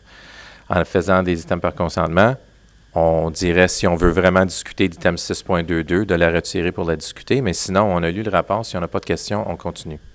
Alors, ça fait que les réunions, they get a little faster. But again, these are just options on the table. There's no pressure. Merci, M. Zant. M. Laviolette. Merci, M. le Président. Je dois avouer que ce que M. Zand vient de dire, on fait ça chez nous autres, par consentement. Ma question, c'est, il faudrait me convaincre pourquoi que la deuxième réunion serait sur virtuelle au lieu de... Parce que je pense que quand il va y avoir une autre réunion, il faudrait me convaincre, là, c'est parce que ça va être quelque chose d'important. Fait que j'imagine qu'il faudrait me convaincre que c'est la chose à faire s'il y a une deuxième réunion.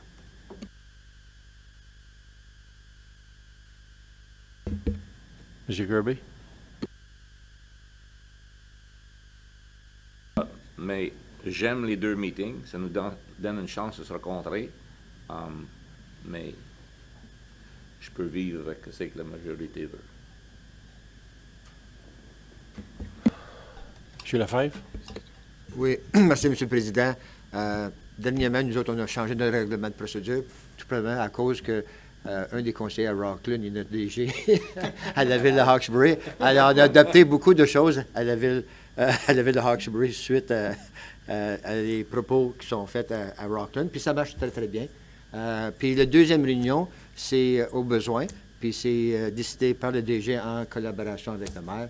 Ça va très bien. Puis comme vous avez mentionné, on a incorporé le comité plénier à l'intérieur et par consentement. Et j'aime l'idée qu'on se rencontre sur une base régulière, comme M. Kirby a dit, parce qu'on a besoin quand même, de ce côté-là, cet élément-là, de ces rencontres-là. Virtuelles, comme c'est là notre règlement de procédure, à Hawkesbury, permettent accès pour une raison. On n'a pas adressé encore cette question-là ici à la table du Conseil pour le règlement de procédure, qui peut être adressé plus tard. Mais j'aime cette rencontre-là physique, si je peux dire ça. Merci.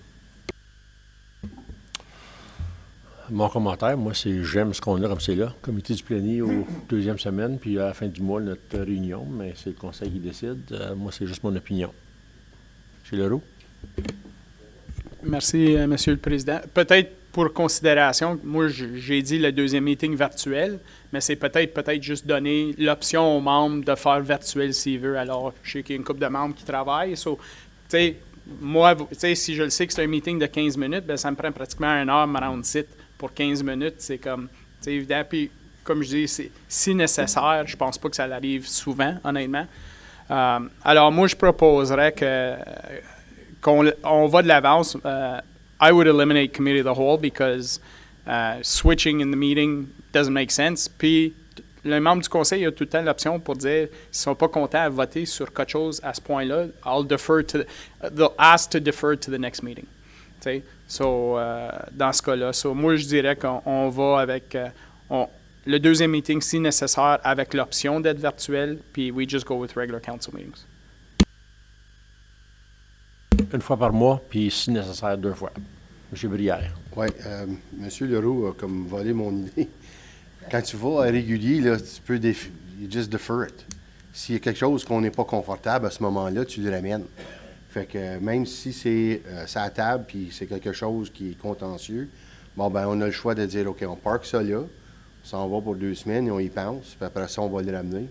Puis parce que quand c'est plénier, on a des choses qu'on voit que ça fait bien du bon sens, qu'on peut passer, puis là ça donne les outils à l'administration de mettre en marche que ce qu'on a. Quand c'est plénier, bon ben il faut attendre un autre 2 semaines, puis après ça, fait que à ce moment-là, c'est tout régulier.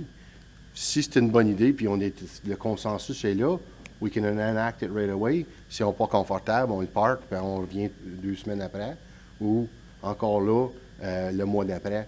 Parce que, comme j'ai dit, je pense l'idée de que ça prenne autant de temps, comme des fois, là, comme je vais dire, les premiers 4 meetings, je pense que ça a fait 45 minutes. Fait que ça devient, on se déplace beaucoup.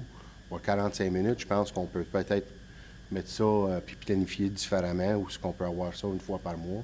Puis c'est contentieux, on le ramène dans 2 semaines, au besoin. C'est mon opinion. Merci, M. Brière. M. Zant. Merci, M. le Président. Est-ce que les règlements de procédure nous permettent de peut-être essayer quelque chose? Si on pourrait dire du mois d'août au mois de décembre, on va essayer pour voir si ça fonctionne. Si on n'aime pas ça, on retourne à ce qu'on faisait avant. But I mean, I don't know if we're allowed. But at the end of the day, I think what I'm hearing is, to try 1 meeting a month, maybe eliminate committee of the whole and try it, introduce consent items to help speed things up, and keep the option of the CAO and the warden to call a secondary meeting if need be. I say let's try it from August to December and see how it rolls. If we don't like it, we go back. Merci, M. Zant. M. Laviolette, puis je m'en vais, M. Parisien. Merci, M. le Président. Disons qu'on ne m'a pas convaincu encore. Moi, je pense que quand on a 2 réunions, on rencontre les chefs de département, on peut discuter, on se voit face à face. Je ne suis pas convaincu encore que c'est la solution, mais il faudrait me convaincre. Comme on dit, je ne suis pas sûr de ça. Essayer, c'est comme l'adopter. Mais c'est une option. Tu peux être présent comme tu peux le faire virtuel. Monsieur Parisien? Monsieur le Président, moi, c'est pour vous dire, comme regardez ce matin, là. Des fois, le comité plénier, il est comme un petit peu... M. Wells a dit « Ah, c'est la première fois que je vois une réunion de conseil, puis on me dit oui. » Mais en fait, on n'y a pas dit oui. Vous allez dire oui dans 2 semaines. OK? C'est officieux, mais ce n'est pas officiel. Ça m'est déjà arrivé à quelques reprises dans mes 20 ans, une situation embarrassante où c'était comme du beurre dans le poêle au plénier, puis ça a été viré de bord 2 semaines plus tard. Donc, si la réunion, il n'y a pas de plénier, au moins quand c'est décidé, c'est oui, it's enacted, moving forward to live and you live with your decision. Je veux juste dire que de temps à autre, les gens s'attendent, ils vont nous appeler, puis on a dit oui, mais ça va être adopté dans 2 semaines. Donc, des fois, le plénier pour ça, c'est un petit peu bizarre. Pas de misère qu'on va enlever le plénier, mais si c'est le consentement du conseil, moi, I'm on board. Je suis pas le... Comment ça s'appelle ça? Je suis pas le ouais, whatever, là, le microbe dans le... dans l'éprouvette. C'était juste pour supporter ce que M. Zant a proposé. Je veux juste préciser certaines choses, juste m'assurer que je comprends bien qu'est-ce que vous voulez. 2 réunions ordinaires, une en personne, une virtuelle. Si nécessaire, ce sera l'administration qui va déterminer si c'est nécessaire ou non. Non, je pense que la deuxième, c'est... La deuxième est nécessaire. La deuxième, si elle est là, ils peuvent assister virtuellement s'ils veulent, mais être en présence aussi. Les membres, on aurait l'option. OK, parfait. Juste, étant donné qu'on va essayer une nouvelle procédure, qu'est-ce que je planifie faire? Je vais modifier légèrement le règlement de procédure pour nous permettre de faire ces nouvelles choses-là, mais je vais quand même garder le plénier à l'intérieur parce que c'est optionnel, le plénier. Fait que si vous souhaitez retourner au plénier, je vais pas être obligée de remodifier le règlement de procédure. Puis si en fin d'année, vous êtes confortable, on va l'enlever officiellement si vous êtes d'accord avec ça. Puis je vais inclure les consent agenda, comme vous m'avez demandé, et je voulais confirmer avec vous, est-ce que je modifie les règles de procédure pour la participation virtuelle? Ça arrive à certaines occasions qu'on a des demandes, est-ce que je peux participer à la réunion virtuelle du conseil? Notre règlement de procédure, il est très restrictif pour les raisons pour lesquelles vous avez droit de participer de manière virtuelle. C'est le conseil qui avait décidé ça plusieurs années passées. Est-ce que vous voulez qu'on le révise ou je le reste comme tel, avec l'exception de la 2e réunion ordinaire, si nécessaire? M. Leroux. Merci, M. le Président. I'm caught in 2 thoughts of this. Je veux dire, si on descend un meeting par mois vraiment, je pense qu'on devrait être en personne. Là, comme, je voudrais pas qu'on crée une situation où il y a 3 membres du conseil ici, puis il y en a 5 virtuels. Je comprends qu'il y a des choses qui arrivent, puis on accepte quand quelqu'un n'est pas ici. Bel exemple aujourd'hui. On comprend ça. Pour un meeting, je crois on n'a pas le choix, il faut qu'on soit tous ici. Il n'y a pas d'option de virtuel pour celle-là. La deuxième, ça, c'est à voir si c'est nécessaire, mais je préférais que la première soit tout le temps en présentiel. 100% d'accord. Monsieur Parisien. Monsieur le Président, moi je conclus avec M. Leroux. Imaginez-vous qu'il y a 3 membres du conseil, puis nous autres, on est tous parqués ici devant 3 membres du conseil, puis 5 en virtuel. Puis moi, j'accepterai pas que mon équipe soit virtuelle dans ces rencontres-là. Je veux qu'on soit ici. La deuxième chose que je voudrais dire, c'est que j'aime beaucoup l'idée de Mme Cadieux de garder la plénière, mais je ne l'enlèverai pas à la fin. Le conseil aurait toujours le choix de s'en prévaloir, s'il voudrait, à un moment donné, au lieu de fignoler quelque chose, qu'on la laisse là. S'il s'en sert, il s'en sert. S'il s'en sert pas, il s'en sert pas. Mais au moins, l'option reste sur la table. Bonne déduction. Puis c'est un essai de août à décembre, comme mentionné par M. Zant. M. Leroux.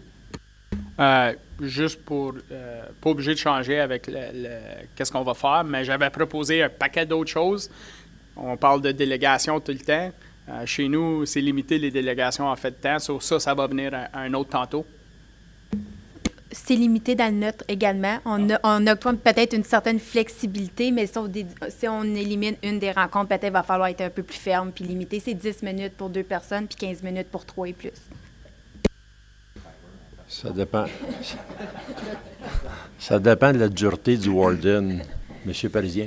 Monsieur le Président, je peux vous dire que dans 20 ans, c'est difficile de limiter les délégations. Vous avez vu ce matin, il y en a, tu es obligé de les laisser continuer jusqu'à la toute fin. Il y en a que tu aimerais les arrêter au bout de 2 minutes. Bien, écoutez, ça, c'est, comme je vous dis, c'est le Conseil qui décide. Absolument. Je pense que c'est tout raisonnable de laisser finir quelqu'un qui a une présentation, même si on essaie de limiter. Mais ça devient difficile de « Oh, by the way, you're done. Next. » Puis ça se fait quasiment pas. Tout est beau. Donc, proposé par M. Leroux, appuyé de M. Zant. Qu'on aille de l'avant avec la période d'essai. Monsieur le Président, est-ce qu'elle peut lire la résolution afin qu'on comprenne un peu beaucoup?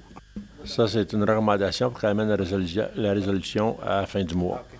C'est que vous allez être obligé d'être présent puis pas manquer de meeting jamais à partir de 1er août.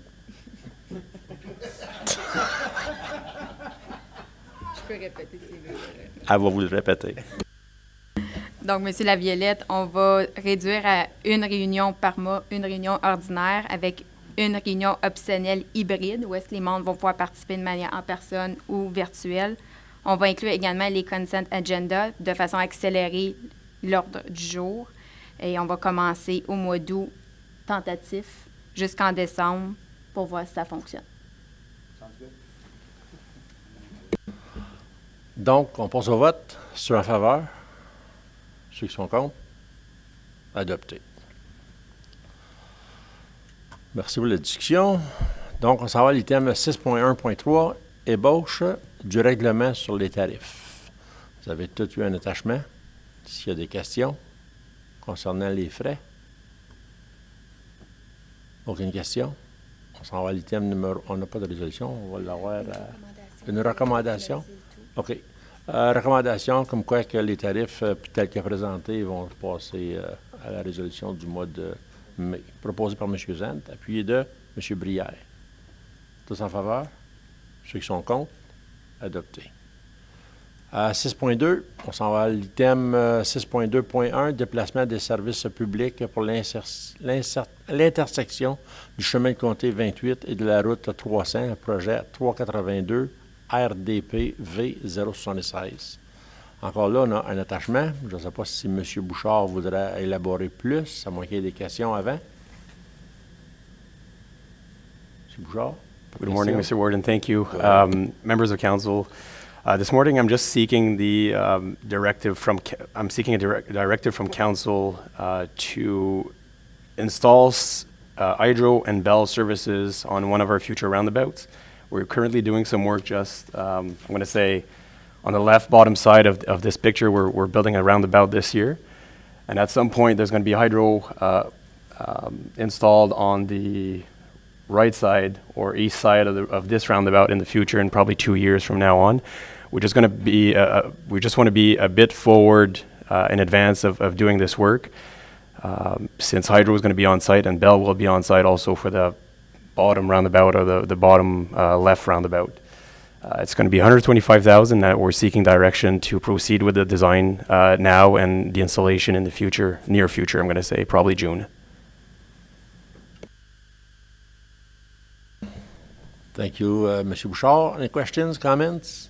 I have a recommendation that the Public Works Director or his delegate request Hydro One and Bell Canada to start the relocation of utilities for the future roundabout at the intersection of County Road 28, also known as Saint-Guillaume Road, and Route 300, and Route 300, known as Project 382 RDPV 076 under the 2023 budget. That council accepts to proceed with the design and relocation of utilities in 2023 in the estimated cost of $125,000, which is to be shared at 1/3 of the cost with the Township of Russell. That council accept that the foreseen $125,000 deficit for the utility relocation for the project 382 RDPV 076 be adjusted accordingly during the 2023 budget revision and provided by the relocating funds from the other projects or from the Public Works Linear Asset Reserve Fund. That the Public Work Director be authorized to execute and sign all related documents with respect to utility relocation for the future roundabout at the intersection of County Road 28, again Saint Guillaume Road, and the Route 300, known as Project 382 RDPV 076 under the 2023 budget. Recommendation brought forward, Monsieur Brière, seconded by Monsieur Leroux. All those in favor? Those against? Carried. Moving on to 6.2.2, draft bylaw to regulate over-dimensional vehicle and reduce a load period. Again, we have an attachment, a draft bylaw. Recommendation committee recommends that the bylaw be presented for adoption at the upcoming regular council meeting. I'll need a mover and seconder. Moved by Mr. Kirby, seconded by Mr. Lefebvre. Any questions in regards to the draft proposal? All those in favor? Those against? Carried. 6.2.3, draft bylaw to regulate the use of a municipal right-of-way. Again, there's a draft bylaw brought forward. That the committee recommends that the bylaw be presented for adoption at the upcoming regular council meeting.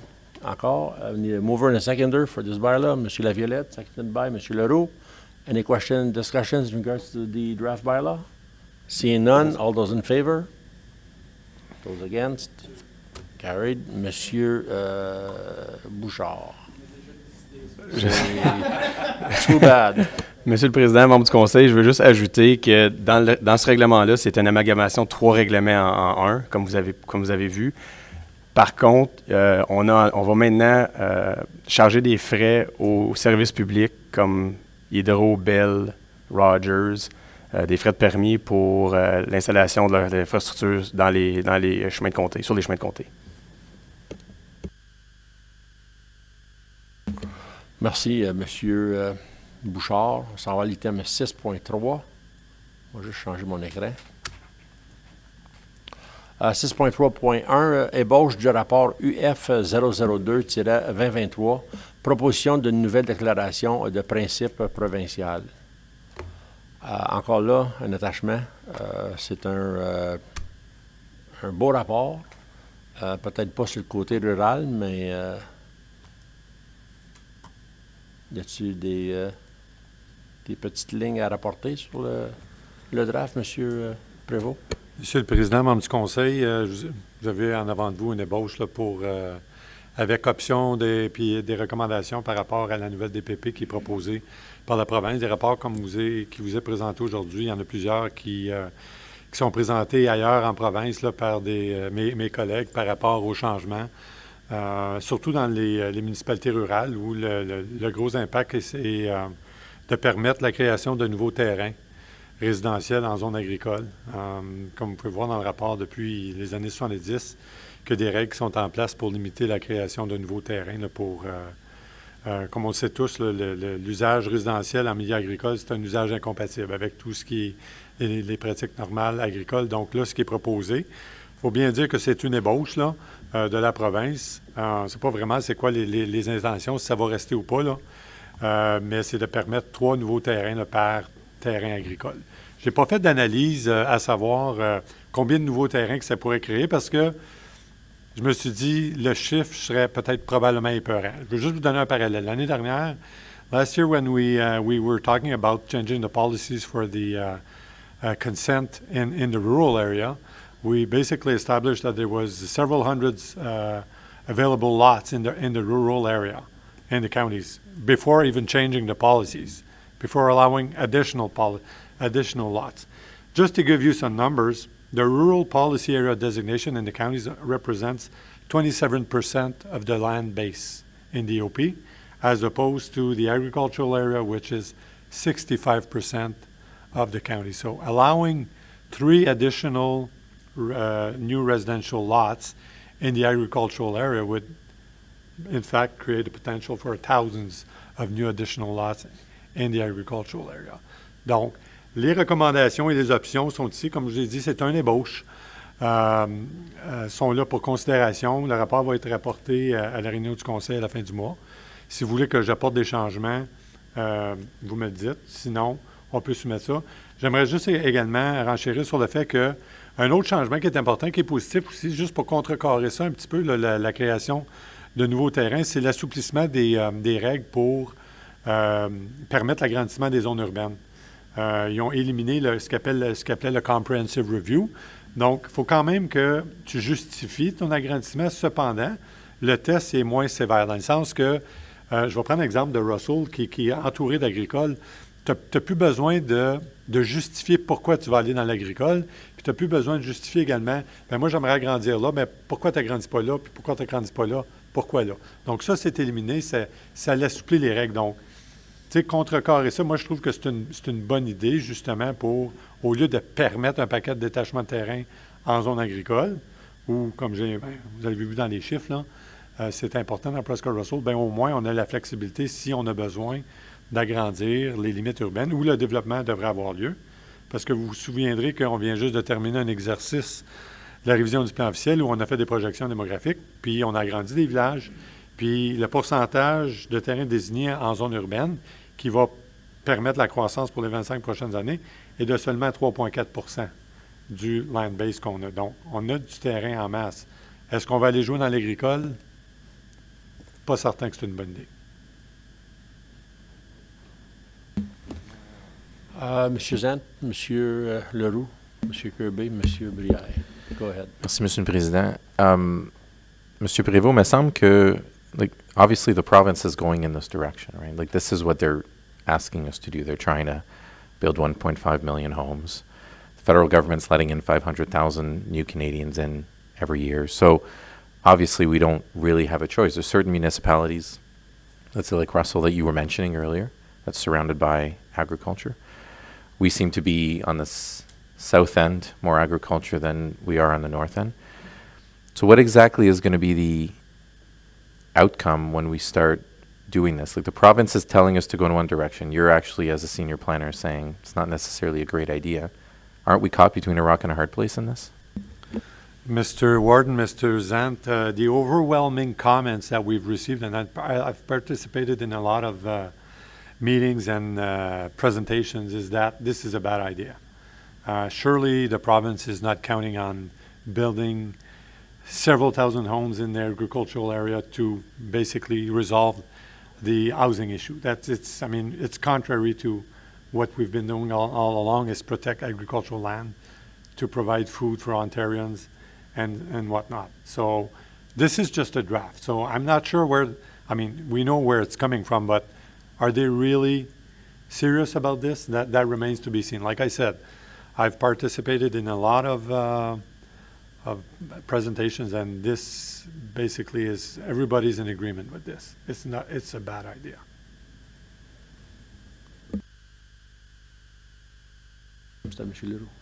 Merci, Monsieur le Président.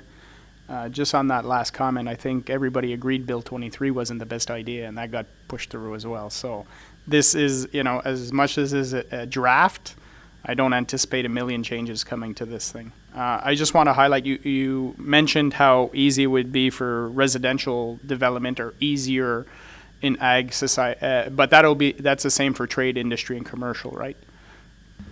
Mr. Warden, Mr. Leroux, yeah, that's an important point that you raised, Mr. Leroux. It is going to be simpler to basically eliminate or to a change in land use designation for trade and industry policy area that we have. And there are also, the province is also, which is positive, changing the definition of employment lands. They want to take out all the commercial and the retail, institutional, and office uses within employment areas, which they want to concentrate with regards to manufacturing and heavy industry in those areas. So we'll have to modify our official plan to basically reflect that, but this is viewed as a positive change in the proposed PPS. Perfect. Good thing, because I can tell you, well, two things. First, is this what is holding up the approval of our official plan at the ministry level? Mr. Warden, Mr. Leroux, I don't think so. Okay. Because after the release of the new PPS, the province adopted a bunch of official plans that were in queue to be Okay. adopted, so, no. Perfect. Monsieur le Président, Monsieur Leroux, what we're hearing is that the government may be adopting something new which is preventing ROP from being approved. That's the latest and the greatest. Apparently something is forthcoming that's going to play into the adoption of our OP, is what I'm hearing. Okay. Well, I'm happy to hear that it's going to be easier to expand areas, because I know as soon as this OP is approved, the 250 acres expansion we got for our industrial park will most likely be sold within 6 months of that. So we're going to be needing more trade and industry land. So, I know that we say, that it's not supposed to happen for a few years, but obviously we don't want to slow down things when the iron is hot. We want to keep going. Merci, M. Leroux. Mr. Kirby? Merci, Monsieur le Président.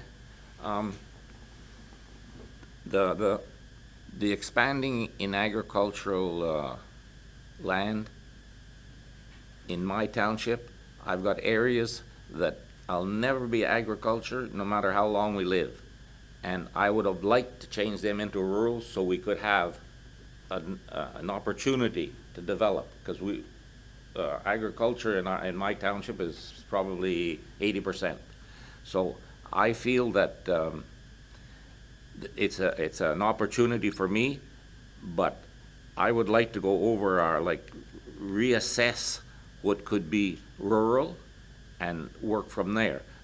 I don't want to actually see houses all over tile drain fields, but there's land in our township that will never be agriculture, and they're sitting there idle when they could be making me revenue. So this is the way I see it. Thank you. And it's been an ongoing war with Louis and I for a long time.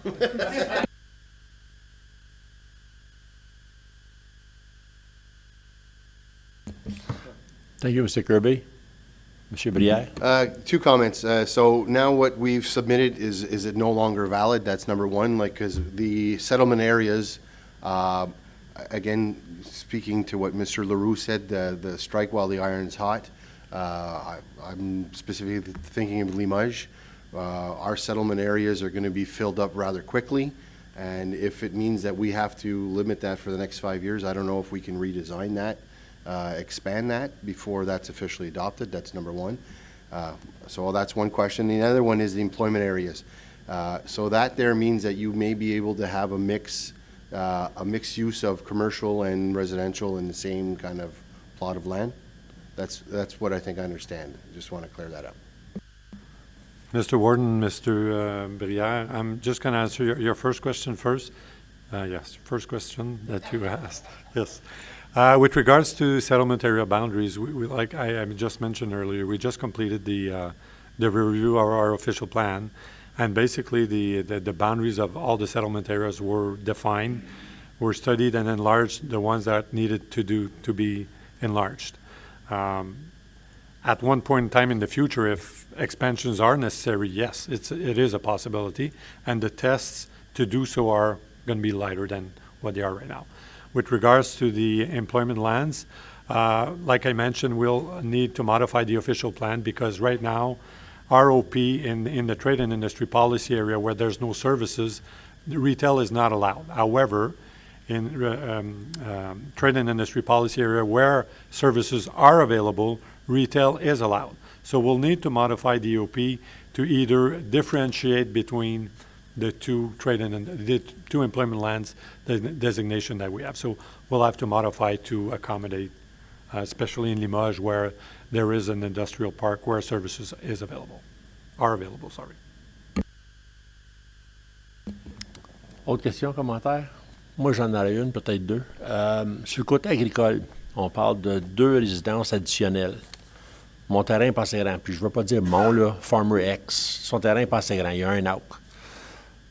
Il va faire un lot enlargement pour être capable d'accommoder les 2 prochaines maisons qu'il voudrait bâtir dessus. Est-ce que ça va être permettable?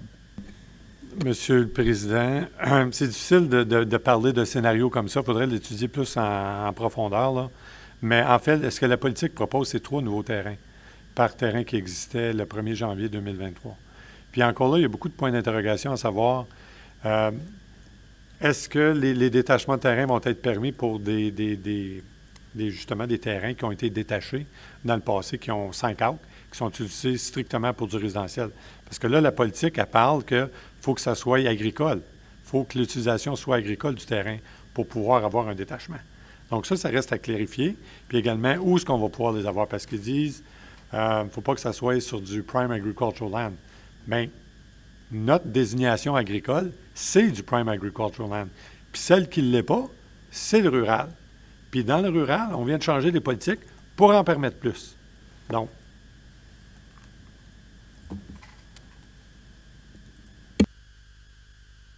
OK.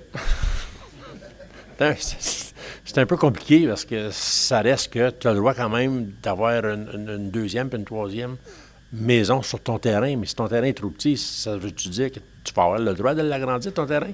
Même si tu es en zone agricole, qui est du prime land? Mais tu pourras peut-être pas l'empêcher, son lot enlargement. J'ai mal compris votre question, Monsieur le Président. Oui, la construction de maisons additionnelles sur les mêmes terrains va être permis pour les agriculteurs, ceux qui ont des fermes. On va avoir le droit jusqu'à 3 unités de logement, puis même, ils permettent de détacher ça plus tard. Contrairement à présentement, tu as le droit de construire des maisons comme aide à la ferme, mais tu n'as pas le droit de les détacher. Là, ce qu'ils proposent, c'est de permettre ça, éventuellement.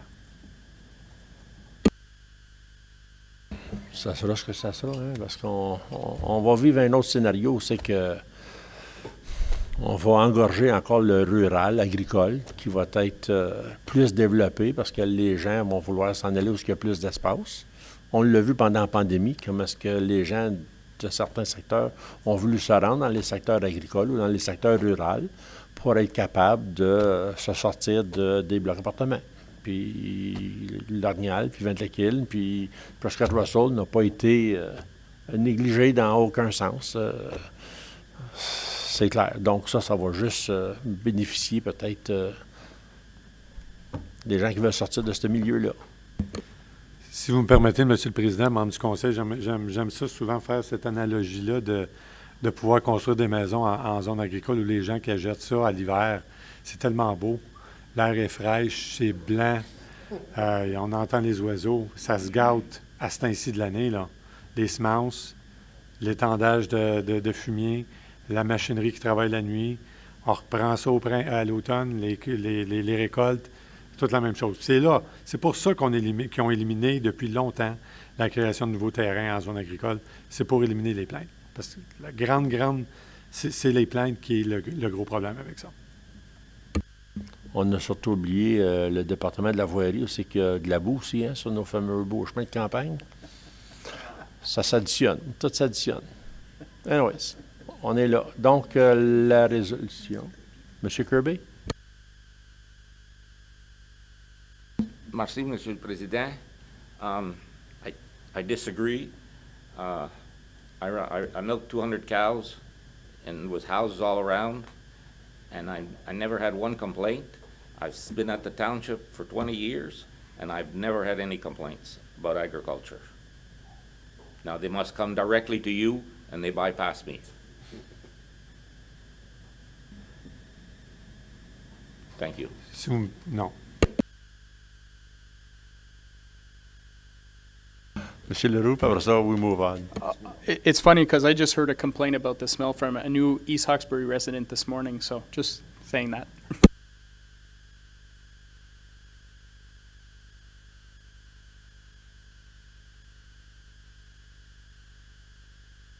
And that went through you, sir. May I respond? He complains when he gets in my truck even. And it's a free ride. OK, on a une résolution, une recommandation. Le comité recommande que le rapport UF-002-2023 soit présenté pour l'adoption à la prochaine réunion du Conseil, la réunion ordinaire du Conseil. Proposeur, appuyeur, M. Lefebvre, appuyé de M. Leroux. Tous en faveur? Ceux qui sont contre? Adopté. 6.3.2, projet pilote potentiel de la forêt La Rose. Merci, M. le Président, membre du Conseil. Vous vous souviendrez, il y a un mois ou deux, on a eu une présentation de M. John Lochner de Cabin Space. Puis Olivier va faire rouler la présentation là. Puis il présentait là, dans le but de vendre ces unités-là pour un peu pallier à la crise du logement. Puis ça a tourné que peut-être qu'on aimerait ça avoir ça dans la forêt La Rose. Donc moi puis Monsieur Parisien, on a rencontré M. Lochner pour voir qu'est-ce qu'il en était exactement. This is a very interesting project. The difference between the ones that council had accepted as a pilot project a few years ago is that the previous project, the promoter was responsible for everything, building the cabins, owning the cabins, and they were on wheels, so they were on a temporary basis, and they were self-sufficient. This proposed project by Mr. Lochner is that the counties would have to buy the units, and it ranges in different prices. And the units that you see there's a bunkie and also a larger family lodging where more people can use the facilities. Basically, they range from $75,000 to $110,000. So the counties would be the owners of these things, and the company Cabin Space would be responsible to manage everything. And apparently, from what Mr. Lochner indicated to us, within 2 years, you would be able to recuperate your money. Donc moi, mon inquiétude avec ça, c'est que on est à la croisée des chemins à la Forêt-la-Rose. Si vous vous souviendrez, au mois de février dernier, on vous a présenté un plan stratégique de la Forêt-la-Rose parce que depuis quelques années, il y a un achalandage accru. Là, on est à la croisée des chemins à savoir comment est-ce qu'on veut évoluer en termes de développement économique avec la forêt. Puis, autant que le projet est beau présentement, je pense qu'il est peut-être prématuré pour le moment, sans savoir où on veut aller avec la forêt. J'avais indiqué au Conseil que j'étais pour rapporter un rapport devant vous pour présenter différentes options. Si on ajoute des infrastructures, ça va prendre d'autres ressources pour pouvoir s'en occuper. Même si c'est indiqué qu'on ne s'occupe pas de ça, c'est quand même nos structures, c'est quand même notre forêt, il y a toujours des impondérables, puis présentement, ce serait probablement difficile à gérer ça. Donc, moi, ce que je recommande au Conseil aujourd'hui, c'est de recevoir la présentation, puis de prendre un pas de recul, puis d'attendre d'avoir l'analyse que je vais vous apporter, à savoir dans quelle direction qu'on va aller avec ça. Merci, M. Prévost. Je pense que ça serait la bonne direction à suivre, M. Zant. Merci, M. le Président, M. Prévost. Je me souviens quand il a fait sa petite présentation, c'était super cool. Moi, mon inquiétude, c'est sûr que je pense que c'est une bonne chance de mettre comme des maisons, des choses dans Forêt-la-Rose, but I'm worried that it's actually going to go somewhere in a completely different direction. Le but de la Forêt-la-Rose, c'est de protéger la forêt. C'est de faire en sorte que les personnes, les gens, les citoyens soient capables d'aller dans la forêt, soit faire du ski de fond, de la marche, être dans la nature. Quand on commence à mettre des maisons dans la Forêt-la-Rose, bien, ça devient un développement. On peut commencer par une, ça va devenir 4, ça va devenir 10, puis après ça, on s'en va où avec ça? Là? Fait que, I'm torn because I like the idea of actually having these kinds of things. I'm also torn at the liability of the counties on this. Is this really a direction that we want to become? I mean, we're already landlords of our residents, but do we want to start doing this with houses and tiny homes? Like, I don't know. Fait que c'était juste mes commentaires. C'est pas vraiment une question, Monsieur le Président, mais j'abonde peut-être dans la direction de M. Prévost de being cautious on this. Merci, M. Zant. M. Leroux. Merci beaucoup. Je suis content de voir que même s'il y a un coût associé à nous autres, c'est vraiment eux autres qui va gérer parce que je veux pas, tu sais, c'est bien beau de dire que, tu sais, nous autres on peut gérer, but that's additional resources and that's a whole different ballgame. In regards to putting these in Forêt-la-Rose, it's about tourism. Do we want to increase tourism in Prescott-Russell? This is one way to do it. So I think that's something that we'll definitely have to consider and look at the next steps moving forward. But. Merci, M. Leroux. M. Zant.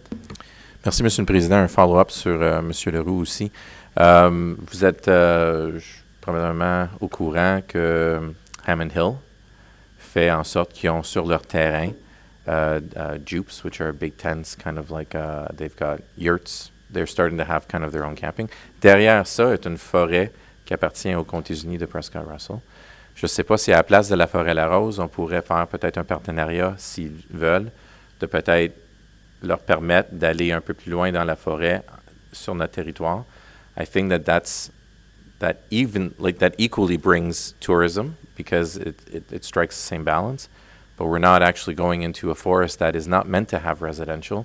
It's meant to have hiking trails and biking trails and being part of the environment. So, je ne sais pas si vous avez des commentaires là-dessus. Monsieur le Président, Monsieur Zant, ça serait une possibilité. Ça serait au Conseil à décider. On pourrait jaser de ça lorsque je vais apporter un rapport, mais je vais juste apporter un bémol également sur la forêt qu'on avait à côté d'Hammond Hill, avec le derecho, a été complètement rasé. Même Hammond Hill.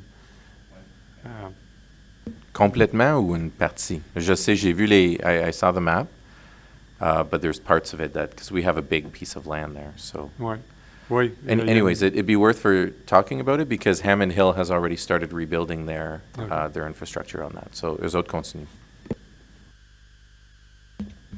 Donc, on table ce que monsieur juste recevoir pour information.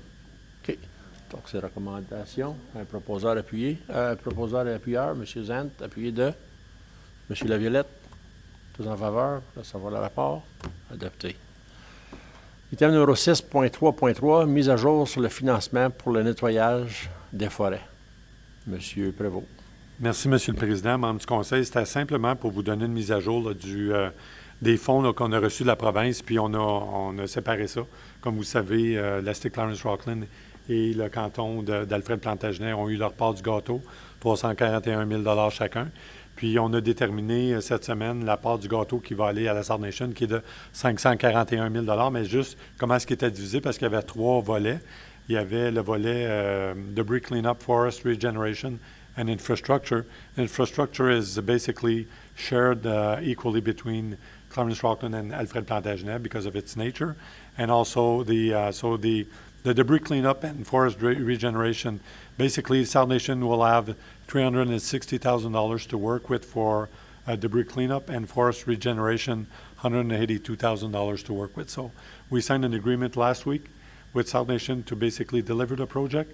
We still have to put on the final touches of the guidelines associated with the project. Donc, on peut s'attendre à ce que le programme démarre bientôt. Ça va faire pratiquement un an, bien le 21 mai que l'événement météorologique a eu lieu. Donc, j'imagine que ça ne prendra pas de temps par après, là, que les gens vont pouvoir communiquer avec la South Nation. Puis il va y avoir une composante également de publicité pour informer les gens qu'il y a des fonds qui sont disponibles là, pour pallier à ça. Excellent. Merci beaucoup. Pas de commentaires, pas de questions. Good. Ça va l'item numéro 8. Ajournement.